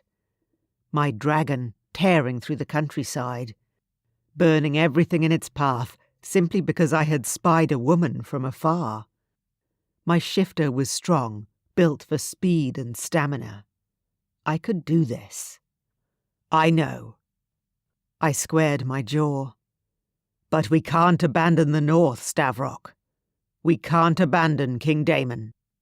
Stavrock's mouth twitched and he shot me an approving smile. "Spoken like a true king." He turned his attention to Marianne, who had been watching our exchange with interest. "What about you, sorceress? Will you be joining us?" Marianne inclined her head and her glance at me was warm. "My place is by my king's side, Your Majesty." "Funny." Stavrock paused. "You used to say that when Magnik was alive. But now you actually sound like you mean it." Marianne looked up sharply. Something passed between them and I turned away. Stavrock clapped me on the shoulder, hard enough that I almost stumbled, then boomed with laughter. "Better keep your wits about you, Eric."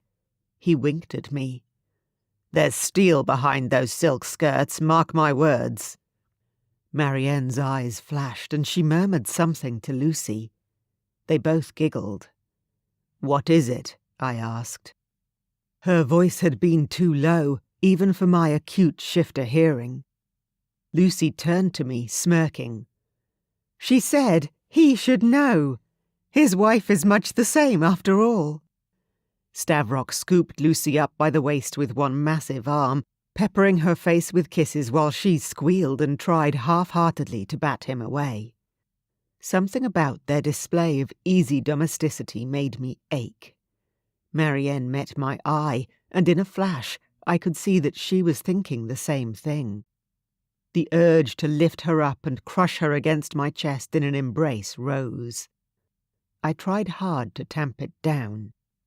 I needed to concentrate on saving my energy for the coming flight. The sun had already risen high in the sky by the time we set off. My shifter uncoiled itself lazily, sated after last night's activities, but ready to fly nonetheless. When I stretched out my wings, feeling Marianne's now familiar weight settle onto my back, I almost relaxed. It felt like we'd done this 1,000 times, her flying with me this way. Stavrock flew by my side, dipping lower to skim through the cloud layer as we approached the Black Mountains. As I'd observed before, his dragon was bulkier than mine, with darker scales and piercing blue eyes as he turned his head back toward me. I made up for his bulk in wingspan, though, and I'd outpaced him by the time we flew over the mountain range into the Northern Territories.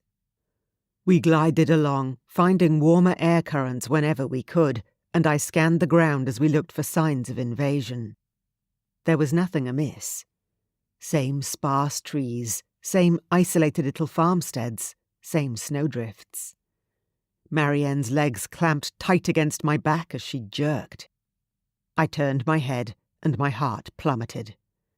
The small town outside the gates of Damon's castle was engulfed in flames. Up ahead, dragons circled above the spires and turrets, locked in battle in the snowy sky. The enemy had already arrived. The castle itself appeared to be unharmed so far. Its high stone walls and heavy drawbridge must have prevented the raiders from entering on foot. Though by the ferocity of that attack, King Damon wouldn't be able to hold off the marauders forever. I snapped out of my shock and refocused. There wasn't time for distractions. I had to stick to the plan. Soaring high above the castle, I circled, spotting a walkway where I could land safely. The moment my feet touched the battlements, Marianne slipped down off my scaly back. She turned to look at me. Her eyes were full of unspoken promises. There were 1,000 things I wanted to say, but I couldn't shift back and speak to her. There wasn't time. "Go," she mouthed at me. I didn't need telling twice. With one final look in which I poured everything I was feeling but couldn't say, I pushed off from the wall and soared into the air, ready to join the fray. Marianne. That look. Even in his dragon form, I almost melted at the heat and promise in Eric's eyes. But there was no time to dwell on it. I sprinted down the narrow, twisting hallway as fast as my legs could carry me, glancing out of every window I passed to see if the raiders had breached the walls. So far, Damon's people seemed to be holding strong, for now. I followed the corridors until I heard people, dozens and dozens of frightened voices, and then I followed those sounds, dashing past suits of armour and old tapestries until I reached a dimly lit, musty hall. A group of people huddled in a corner close to the small fire. All of them looked up when I rushed in. As far as I could tell, the group mostly consisted of women and children. Every face held an identical expression of complete terror. "Have you come to help us?" A sharp voice rang through the crowd. I craned my neck until I identified the source, a young woman with the same pale, ice-blue eyes as King Damon. I nodded. "I'm Marianne." The woman visibly relaxed. She moved through the crowd, which parted easily to let her past. "Eric's queen. Damon said you'd come." Eric's queen? I didn't correct her. Didn't want to. It sounded wonderful, even if it wasn't true. "I'm Lenora, Damon's sister," the woman added. "Nice to meet you." I glanced around, taking stock of the huddled mass of refugees. "Is this everyone from the town?" Lenora looked grim. "Yes. All the women and children, at least. We managed to get as many people out as possible before they came." A shadow fell over her face. "But there are more people coming from further afield. Farmers and such. They don't have anywhere else to go, but—" She bit her lip, looking anguished. "I don't know how they'll make it through the battle and the raging fires outside and get safely into the castle. Leave it to me." I spread my fingers, letting a shimmer of my magic swirl out into the open air. Several people gasped. Children hid behind their mothers and peeked at me, half frightened, half awed. This was what I knew. The curse I was born with. The terrible gift that I could never escape. I would turn it around and use it to help these people who were staring at me with little hope in their eyes. Without another word, I whirled around and stalked to the huge window overlooking the outer walls of the castle. I murmured incantations and spread my arms wide. The magic flowed out, glimmering, sinking into the stonework, trickling down every nook and cranny. Protective enchantments. I had plenty of practice with them.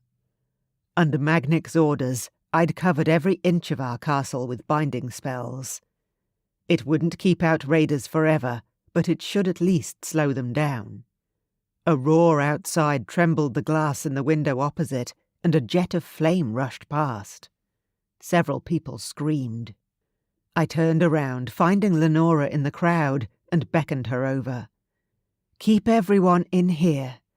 Make sure they stay away from the walls, okay?" "What?" Her eyes widened. "You're leaving?" "You said there were people beyond the gates." I kept my voice soft and even and placed a hand on her shoulder. "I'll help them if I can. You'll be safest in here. Bar the doors until you get my signal." Lenora looked lost, but she nodded. There was a glint in her gaze, a semblance of steel behind the terror. "Good." "Signal?" she asked. "What signal?" I gave her a smile, and instead of answering, held out my palm and let the magic shimmer and dance across it. "You really are a witch?" Her eyes were round with amazement. "I prefer sorceress." I shrugged. "And I'm going to use my magic to help as many of your people as I can." I didn't wait to hear her response. I hadn't come all this way to sit around in hiding. I had a job to do. Chapter 15. Eric. I flew higher and higher, touching the misty underside of clouds as I banked and turned. Below me, the castle shrunk in size. I circled it, assessing the high walls for signs of weakness. The battle raged below. Outside the burning town, our armies clashed with a ravenous mass of raiders. There were fewer of them in number, but they made up for it in ferocity and skill. The air was thick with the clash of swords and the cries of the wounded. I skimmed lower, spread my wings, and soared down to take a closer look. The enemy hordes were like something out of a nightmare. Vicious and bloodthirsty, they hacked through our armies with battle axes wielded with deadly precision. In amongst them were huge, deadly wolves. They fought alongside the raiders like attack dogs, tearing into anyone they could get their jaws on. I spotted Stavrock in the thick of the battle, wielding a broadsword. I couldn't fight like him. It was safer for me to stay in dragon form and help those of Damon's men in the sky. Stavrock was in his element, though, if the fire in his eyes was anything to go by. I pushed higher, rolling in the air, and flew to the top of the castle where 2 dragons scorched the skies with their fury. As I watched, a paler one, which I assumed was King Damon, released an icy blue stream of fire, hitting his opponent square on the wing. The opponent roared with fury. My stomach dropped as the other dragon barreled forward, catching Damon's wing in its claws and dragging him down toward the earth. Damon struggled, but it was no use. He was plummeting to the ground at a speed impossible to survive if they impacted. I didn't think twice. I shot through the air and crashed into the side of the enemy, hard enough to force him to release Damon, and sent the raider hurtling down against the castle wall. Damon twisted in midair and recovered himself, shooting upwards to join me. Together, we turned to face our adversary. We didn't need words. One silent glance was all it took. We brought down the dragon together, like we had been fighting side by side for years. Brothers on the battlefield, bound by blood and fire. Below us, the tide of the battle was turning. Our army was beginning to overwhelm the raiders, forcing them back through the burning streets of the town and out into the flat, barren wilderness. I spied one small group of Damon's soldiers near the centre of the fighting. They were cornered, but like trapped animals they were even more ferocious, baring their teeth at anyone who dared to come close. They were guarding the drawbridge. My heart plummeted when I saw the reason why. A huddled group of stragglers stood in the middle of the fray. Women and children. They were trying to head to the castle, but a pack of wolves prevented them from getting past. I roared with fury and spread my wings wide, swooping down, all set to burn the raiders to the ground. But as I flew closer, I realized I couldn't risk the fire spreading or hitting innocent people with the force of my wrath. A small figure appeared on the drawbridge. Slender and fragile against the massive stone walls behind her, she was surrounded by a glowing purple mist. My heart froze. Marianne? Oh gods, she would be harmed if she stayed there. She reached the edge of the drawbridge, moving with slow, delicate purpose. The raiders froze slack-jawed. Like moths drawn to her flame, they stepped closer and closer. The purple clouds wavered and trembled, and the raiders began to twitch, shaking off her enchantment. There were too many of them for Marianne to handle on her own. She began to back away as their large wolves advanced, slavering at the sight of their prey. It was too much. I couldn't bear the thought of anything happening to Mari. My roar split open the sky above us. The ground trembled and everyone looked up. Marianne was in danger, and I would level entire cities before I let any harm come to my mate. The burst of my fire swept through the raiders and wolves, clearing a pathway edged with molten, glowing flames. The group of stragglers rushed toward Marianne, and she quickly ushered them over the bridge. Her magic cocooned them, protecting them from my fire. Her spell melded and fused together, sparking in strange and beautiful patterns. Working together in this strange yet wonderful way, we soon got everyone safely inside the castle. The battlefield faded into the background. All I could see was Marianne, picking her way through the rubble and ruin, casting spell after spell to protect the castle and all those who sheltered inside. I landed on the battlements. My dragon itched to get back into the fray, to burn, to destroy. I wanted to kill every vile raider who had dared to threaten my mate. With difficulty I pulled back, calmed myself, and focused my energy inwards, already feeling the air start to shimmer and morph around me. I knew it was a risk, to walk through the heat of battle as Eric instead of in the safe body of my shifter. But I had to get down to the ground level. I needed to find Stavrock and Damon. Ignoring my nakedness, I grabbed a sword from a fallen soldier and paced along the top of the battlements, eyeing the chaos that continued to rage outside the castle walls. Below me, Stavrock staggered out of the fray. He sported a nasty-looking wound on his shoulder, but other than that appeared unharmed. I raised a hand to get his attention, and his eyes brightened. He climbed up the side of the wall like it was nothing, and I reached down and helped him the final few steps to safety. Together we stood watching the battle from our elevated vantage point. Stavrock was panting hard. "Some fight, huh?" He turned to look at me, grinning. I nodded. I had just opened my mouth to ask him what to do next when he bellowed out a warning, lunging toward something just behind my left shoulder. I didn't have time to react. I felt rather than saw the axe blade that cut deep into my side. The pain was immediate and excruciating. I twisted to face my attacker as he pulled his axe free. His eyes, the hate-filled green. Those were the eyes of the dragon I'd taken down in defending Damon. I should have been more careful with his human half. I should have finished him off. My attacker met the end of Stavrok's sword, but it was too late for me. The damage was already done.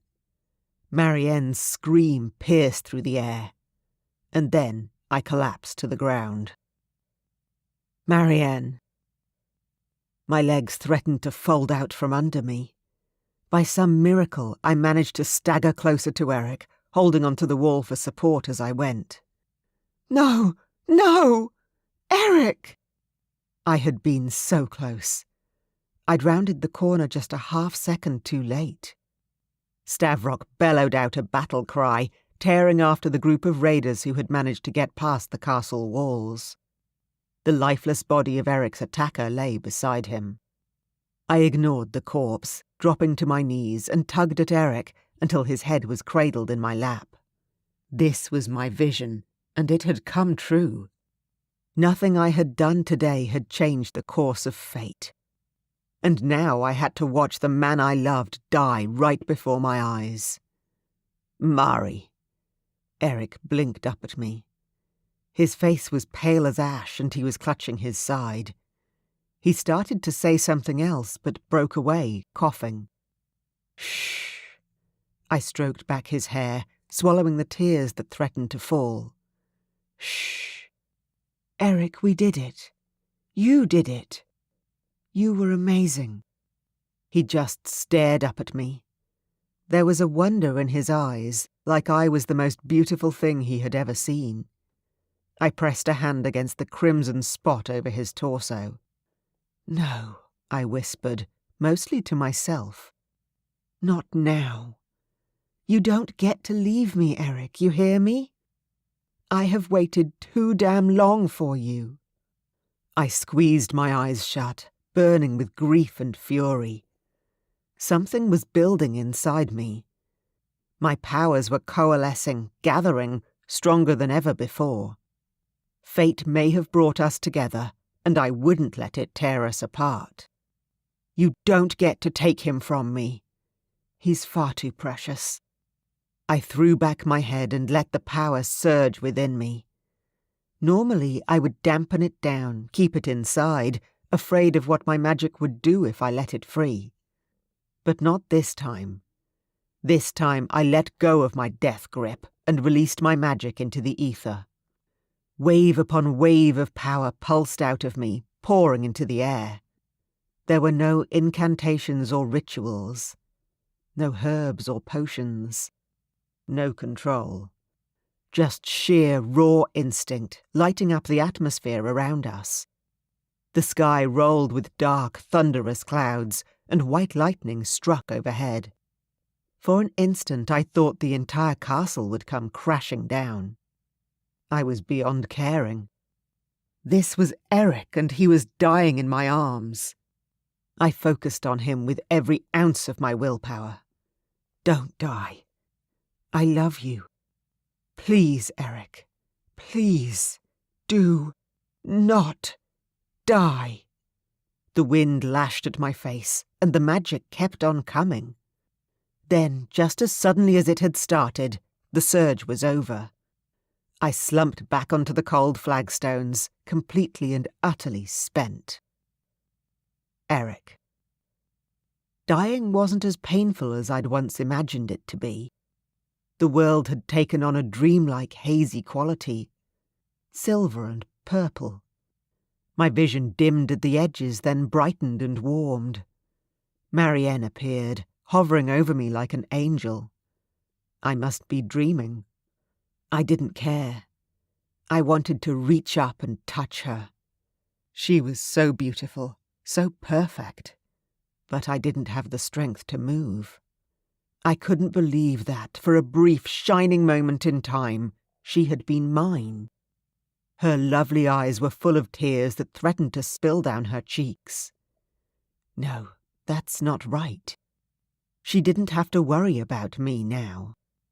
I had given my life to save Damon's kingdom, but I knew I'd made the right choice. I couldn't have done anything else. Mari's beauty pierced my soul. I could barely stand to look directly at her. She was like the sun, haloed by light, almost glowing with radiance. Except there was no almost about it. She was literally glowing. I wanted to raise my hand again, but I still couldn't move. She was so bright, too bright. The light engulfed her completely, and a searing, blinding pain shot through the wound in my side. I grit my teeth to stop from screaming out. The light spread, unfurling in all directions, darkening the sky above us and making the very earth tremble beneath me. At the centre of it all, Marianne's small frame swayed like a reed, right at the heart of the chaos she had somehow unleashed. She looked strikingly vulnerable. It was too much. She was going to hurt herself, but I was powerless to help her. At long last the light faded, and it was over.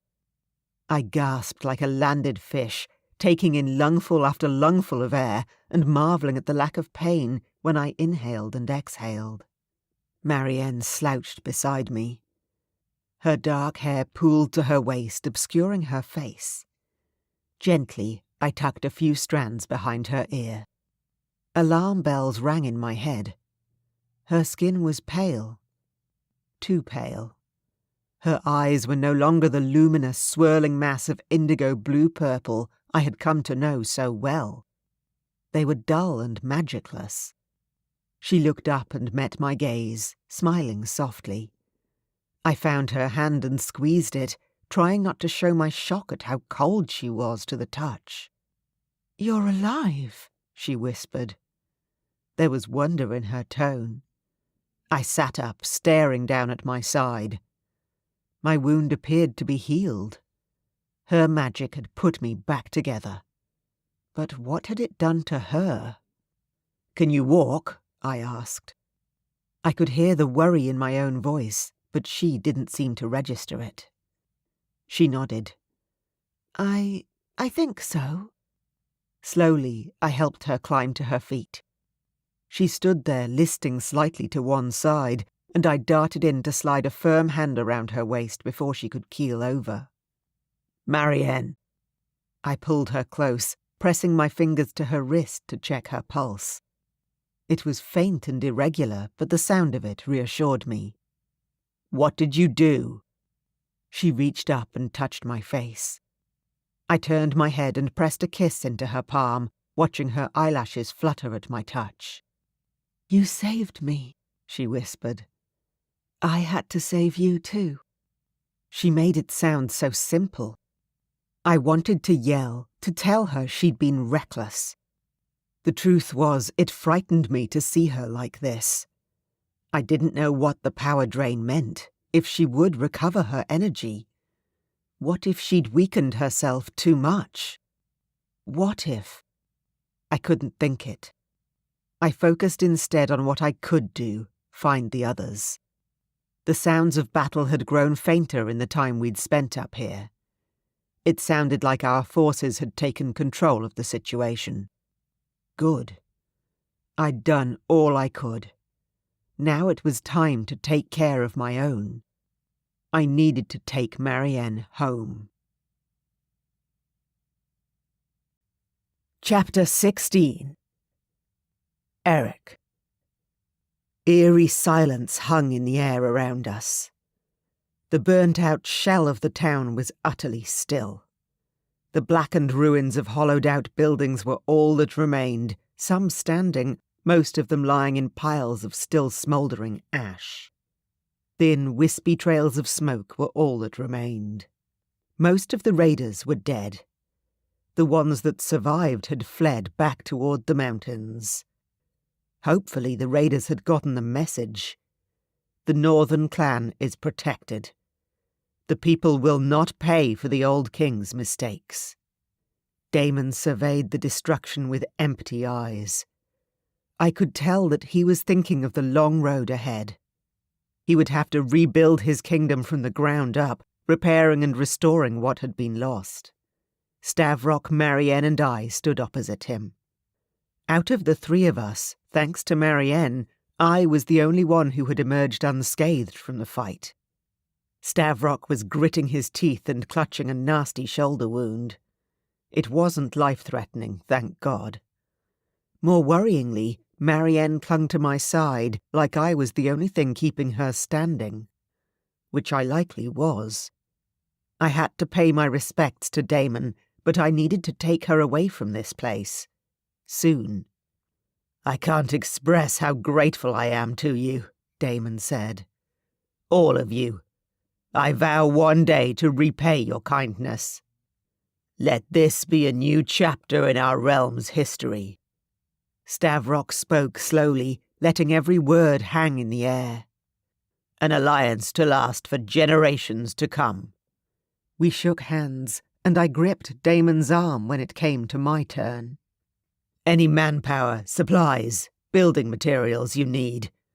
I trailed off, surveying the frozen landscape around us. "You shall have them." Damon's eyes flickered with gratitude, and he nodded. His attention turned to Marianne. "You must get her home, Eric," he said softly. "As much as I appreciate your help, don't hang around on my account." I squeezed Marianne's hand, and she gave a faint squeeze in response. "I know. I would offer you the use of my castle, but I'm afraid it's not fit for purpose right now." Damon glanced up at the huge mass of stone behind us. "My people need me." "Can you fly?" I asked Stavrock, and he gave me a nod. "It's a flesh wound. I've had worse." He shot me a sharp grin and then wandered away. He glanced at us behind his shoulder just before he turned the corner of a nearby, smoke-blackened wall. "May we all meet again soon." He shifted into his dragon form and flew away. My mind was already on the logistics of getting Marianne home safely. She couldn't ride on my back. She wasn't strong enough. "I'll carry you," I murmured into her hair. "We're going home, Marianne." The journey seemed to last a lifetime. I carried Marianne in my talons, imagining the flutter of her heartbeat. She felt impossibly small and fragile. I flew as fast as I dared, but every flap of my wings felt like hours too long. I exhaled in relief when the mountains appeared on the horizon. The sky was clearer than it had been in days. The snow had stopped falling, and a beautiful sunset streaked across the sky. I thought about the raiders in the mountains and the wilderness we had just left behind. Would we ever return? My chest twinged with relief when we passed over the mountains. On the other side, the valleys rolled out in shades of green and blue, warm and inviting. Familiar. We were home. I drifted to the top of the nearest tower, setting Marianne down as gently as possible. The servants ran out to greet us. Thomas took the lead, carrying a robe for me. Good man.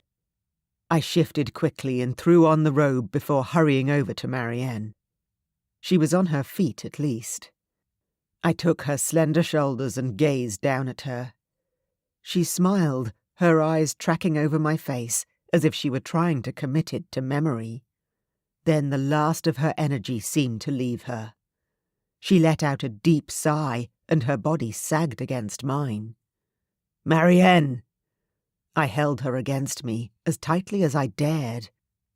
I slid my hands into her hair and turned her face up to mine. "Mari, please!"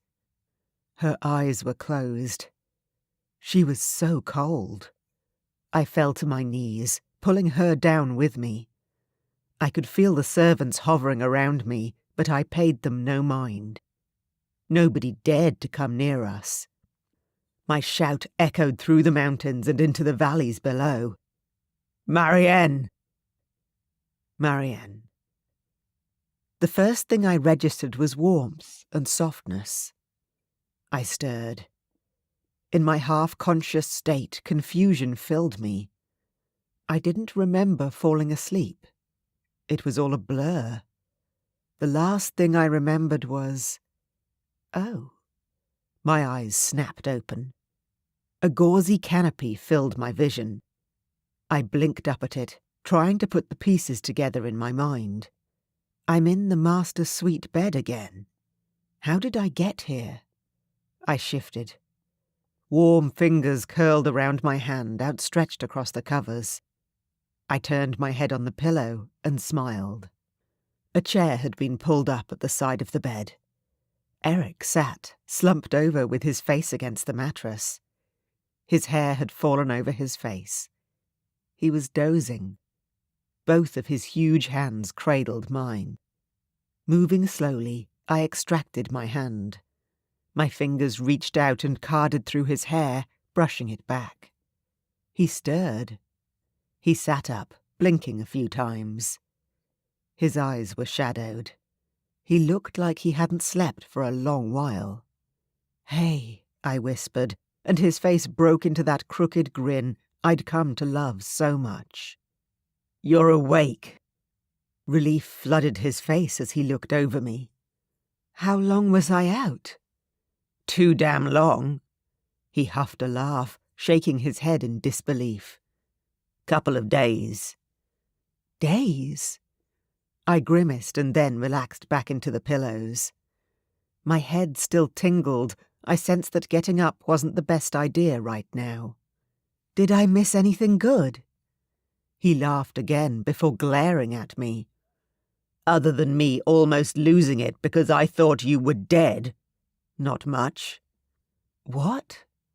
I reached out and took his hand, forcing him to look at me. "These past 2 days." He broke off, clenching his jaw. "It made me picture what it would be like to lose you." I wanted to say something, to interject. I didn't. "I don't want to rule, Marianne," Eric said, lowering his gaze. "Unless you're by my side." "Oh," I breathed. He drew up my hand and pressed a kiss there as he continued. "I love you. All of you. I never want you to change, Marianne, and I never want you to leave. Stay with me." He slid to his knees, keeping a gentle grip on my hand as I peered over the bedside, amazed. "Marry me." I froze, astounded. After everything we'd been through together, everything he'd seen, Eric still wanted me. He wants to marry me. He didn't care about my past or the strength of my magic. This man, this wonderful, ridiculous man, wanted me. For me. I stopped, joy spilling over in my chest. "Yes, I'll marry you." His whole expression lit up, and he launched himself onto the bed, careful not to jostle me. His eyes shone with happiness when I cupped his face in my hands. "You will." He grinned at me. "Say it again." "Yes," I repeated, laughing. "Of course I'll marry you." I squealed when he dived in and kissed me, over and over in spite of my protests. After all, I didn't put up too much of a fight. Epilogue. Marianne. "I have been married before, you know," I said to Lucy as she clucked over me like a mother hen. Behind me, in the mirror of my dressing table, Lucy's eyes rolled in exasperation. We were sitting in my new bedroom. Eric's room. "I know, but not to someone you actually—" "Love?" I smirked. "Exactly!" Lucy held up 2 heavily jewelled tiaras, and I turned to face her. I wrinkled my nose at them, and she let out a sigh. "These are traditional. I got them out of the treasury. They are meant for a queen. And you are a queen." She brushed a loose strand of hair over my shoulder, and I couldn't help but smile at her. "You're going to be the Queen of the Black Mountains, Marianne. For real this time." I eyed the tiaras, trying to keep an open mind. Nope. I was right the first time. They're still hideous. My gaze drifted past Lucy to the elaborate floral arrangement on the table behind her. Sprigs of white flowers clustered together, interspersed with pale lilac and gold. "Screw tradition," I said, standing up and arranging my dress behind me. "Let's do something different." Lucy raised an eyebrow and then caught on to my train of thought. She smiled broadly. "Ah, yes, I think that will work." My hand curled protectively over my belly, and I smiled. It had turned out that conceiving with my fated mate was simpler than I ever thought possible. Whether Magnic was infertile and blamed it on me instead, or he didn't know, none of it mattered now. I'd thought I was the problem, and that my magic refused to allow me to grow a child. But instead, I had just needed the right man. My fated mate. I wasn't showing yet, but that wouldn't last for long. Nobody knew except Eric and I that we were expecting. We planned to announce it at the wedding reception. Things between me and my soon-to-be husband hadn't gone the way everyone expected they would. They'd turned out even better. Eric. I gazed out over the crowd of onlookers, trying not to let the nerves show on my face. The hall was as busy as it had been on my coronation day. I thought back to that moment, standing here in a sea of strangers, with no idea of what lay ahead. The memory made me smile now. Such a short time, and yet so much had changed. The wedding preparations had been simple. Neither of us wanted a huge show. We had other things on our mind. Ruling my own kingdom took priority, but I spent time in the north when I could afford to spare it, travelling up with Stavrock and checking in on Damon to see how the rebuilding efforts were going. His father's debtors had been scared off for good by our alliance. Pride and happiness filled me when I thought of how much we'd achieved in such a short period of time. Speaking of which, I grinned to myself, thinking of the news that Marianne and I had to share later tonight. "Something on your mind, my friend?" Stavrock's voice startled me out of my thoughts. I glared at him, and he promptly burst out laughing. "Stop scowling. You have plenty to smile about. You're marrying your fated mate, Eric. Not many people get to say that." My scowl instantly cleared. I could hardly believe it myself. It had taken me a long time to trust that I was worthy of someone like Marianne. But we fit together, flaws and all. "It could have ended very differently," I reminded Stavrock as well as myself. His face darkened. "Indeed." He pointed at me, looking stern. You need some sparring practice, my friend." "Hey, I know." I held up my hands and burst out laughing. "You won't hear any complaints from me on that front." If I had to go a few rounds in the castle courtyard with a training master to ready myself for battle one day, I would. But I couldn't think about that today. My gaze wandered down the aisle and flicked through the rows of guests, all decked out in their finery. All the kingdoms were here. Cass was sitting in a nearby row and I smiled at her. She grinned back before catching sight of Stavrock and sticking her tongue out at him. "Hey, Stavrock, have you considered taking Cass up to the Northern Kingdom?" Stavrock drew his eyebrows together. "No. Why?" I grinned at him, having heard from Marianne that she'd had a premonition the day she'd shaken Cass's hand.